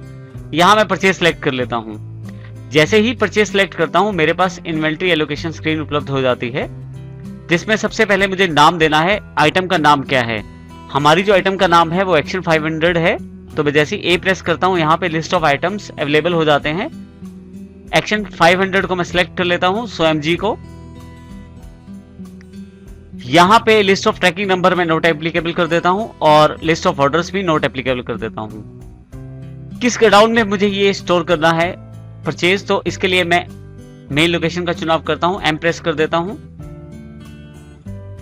यहाँ पे हमारे पास यदि आप यहाँ ध्यान दें तो बैच या लॉट नंबर इंफॉर्मेशन मांगी जा रही है, जिसमें एक सेक्शन में मैन्युफैक्चरिंग डेट और दूसरे सेक्शन में एक्सपायरी डेट की जानकारी मांगी जा रही है। इसके अतिरिक्त लिस्ट ऑफ एक्टिव बैचेस में क्या नंबर मुझे देना है, तो यहाँ मैं न्यू नंबर अलॉट करता हूँ। जो नया नंबर है वो हमारे पास AM4610 है, जो बैच नंबर हमारा है। तो AM4610 मैं एंटर कर देता हूँ। जैसे ही एंटर प्रेस करता हूँ इस पे मैं जैसे ही एंटर प्रेस करता हूँ मेरे पास क्वांटिटी की जानकारी मांगी जाती है, जो 5 बॉक्सेस हैं। मैं 5 प्रेस कर देता हूँ। रेट पर बॉक्स 100 रुपए है, तो यहाँ 100 रुपए एंटर कर देता हूँ। और जैसे ही प्रेस करता हूँ यहाँ पे पर बॉक्स रेट अवेलेबल हो जाएगा, यानी कि टोटल रेट मेरे पास 500 रुपए है 5 बॉक्सेस का। इसके पश्चात एंटर करते ही मेरे पास, यदि आप यहाँ ध्यान दे तो बैच लॉट नंबर के नीचे मैन्युफैक्चरिंग डेट सिलेक्ट हो गई है। ये मैन्युफैक्चरिंग डेट मैं चेंज कर सकता हूं। यहां से मेरी जो परचेज है उसमें मैन्युफैक्चरिंग डेट जो है वो मुझे यहां देनी है। हमारे पास जो इस बैच की मैन्युफैक्चरिंग डेट है वो 3/4/2010 है, जो एक्सपायरी डेट है वो 3/6/2010 है।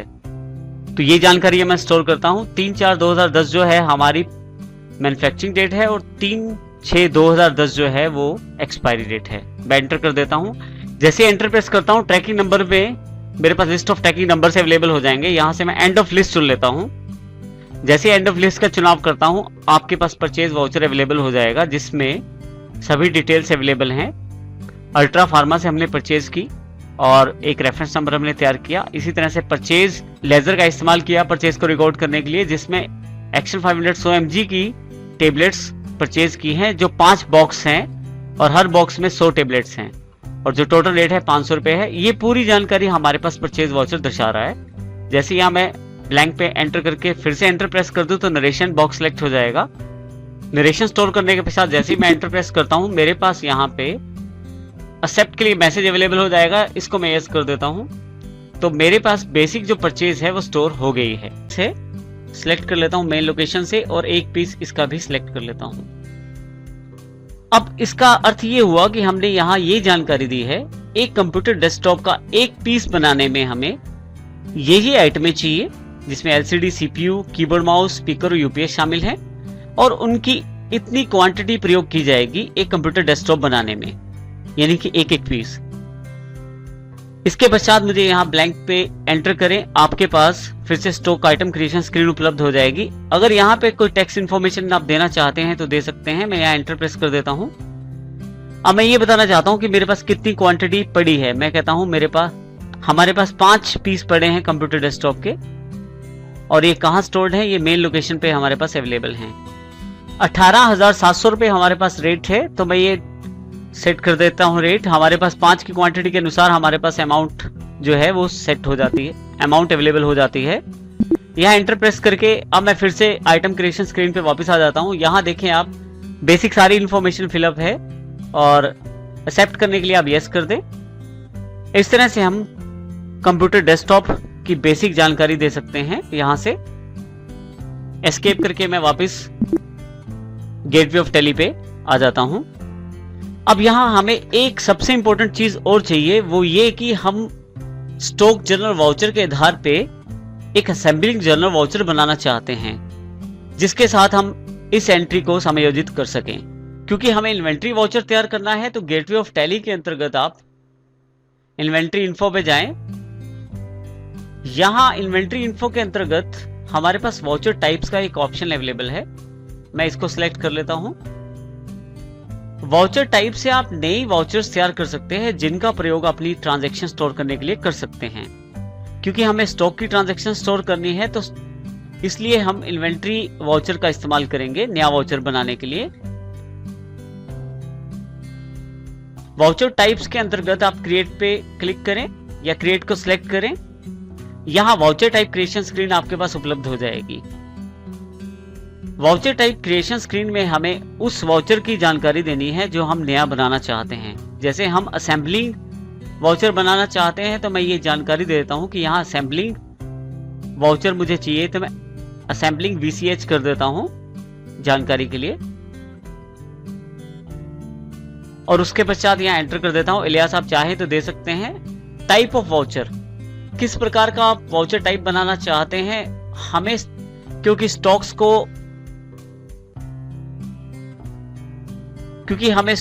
को मूव करके क्योंकि इसमें हमारे पास स्टॉक ट्रांसफर होता है छोटी छोटी यूनिट से लेके एक बड़ी यूनिट में, तो इसलिए हमें यहाँ स्टॉक जर्नल का प्रयोग करना है। लिस्ट ऑफ वाउचर टाइप आपके पास अवेलेबल है, यहां से स्टॉक जर्नल में सिलेक्ट कर लेता हूं। वाउचर नंबरिंग जो आप चाहें, ऑटोमेटिक, मैनुअल या नन, आप जो चाहें ऑप्शन ले सकते हैं। यहां मैं ऑटोमेटिक कर देता हूं, एडवांस कॉन्फ़िगरेशन नो कर देता हूं, और इसी तरह से effective date of voucher no, optional no, common narration yes कर देता हूं। और यहां पे सबसे important option use as a manufacturing journal, इसको मैं यस कर देता हूं। इसी के साथ ही मेरे पास वहां इंफॉर्मेशन अवेलेबल हो जाएगी यूनिट्स बनाने के लिए।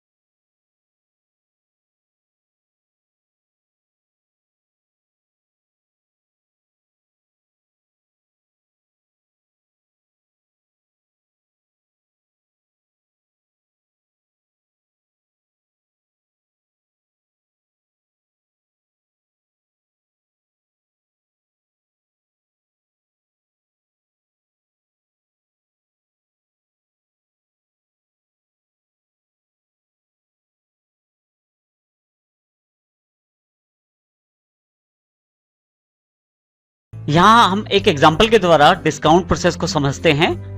सबसे पहले हम सेपरेट कॉलम इनवॉइस में बनाएंगे और यहाँ जो हमारी ट्रांजैक्शन है उसके अंतर्गत हमने सीएनसी कंपनी से 2 लैपटॉप परचेज किए हैं एचपी सीरीज के, और जिसपे हमें 5% डिस्काउंट मिला है। इस एंट्री के लिए हमें परचेज वाउचर का इस्तेमाल करना पड़ेगा, लेकिन क्योंकि हमें यहाँ पे डिस्काउंट कॉलम जो अलग से शो करना है, इसके लिए हमें गेटवे ऑफ टैली के अंतर्गत, यदि आप देखें हमारे पास गेटवे ऑफ टैली की स्क्रीन उपलब्ध है। इसके लिए हम फीचर्स को सिलेक्ट करेंगे और यहां से कंपनी फीचर्स के अंतर्गत इन्वेंट्री फीचर्स को सिलेक्ट करेंगे। हमारे पास इन्वेंट्री फीचर्स ओपन हो जाएंगे। यहां पे हमारे पास इनवॉइसिंग के अंतर्गत separate discount column on invoices का ऑप्शन अवेलेबल है।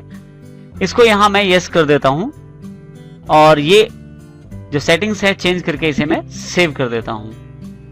एस्केप करके फिर से गेटवे ऑफ टैली पे आ जाता हूं। अब मुझे परचेज का वाउचर एंटर करना है जिसमें सीएनसी कंपनी से 2 एचपी के लैपटॉप परचेज करने हैं। तो इसके लिए हम गेटवे ऑफ टैली में ट्रांजैक्शन के अंतर्गत अकाउंटिंग वाउचर को सिलेक्ट करेंगे।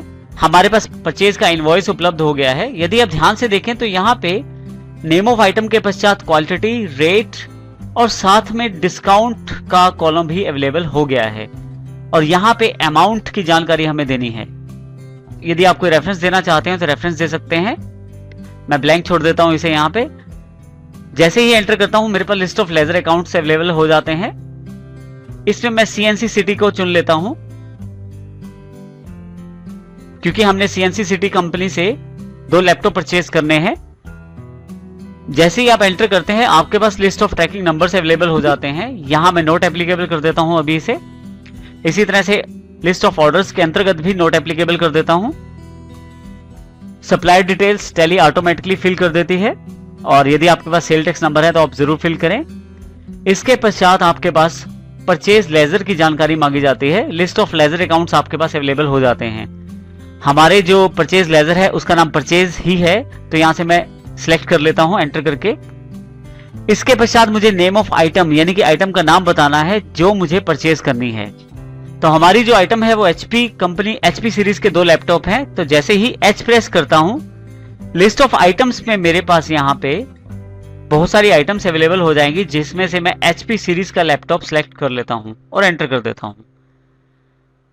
यहां पे लिस्ट ऑफ ट्रैकिंग नंबर्स के अंतर्गत इसको नोट एप्लीकेबल कर देता हूं मैं। इसी तरह से लिस्ट ऑफ ऑर्डर्स को भी नोट एप्लीकेबल। मुझे गोडाउन की जानकारी देनी है जहां एचपी सीरीज के लैपटॉप मुझे परचेज करके स्टोर करने हैं। तो इसको मैं मेन लोकेशन चुनता हूं। इसके लिए जैसे ही एम प्रेस करता हूं लिस्ट ऑफ गोडाउन्स अवेलेबल हो जाते हैं। मैं मेन लोकेशन सेलेक्ट कर लेता हूं।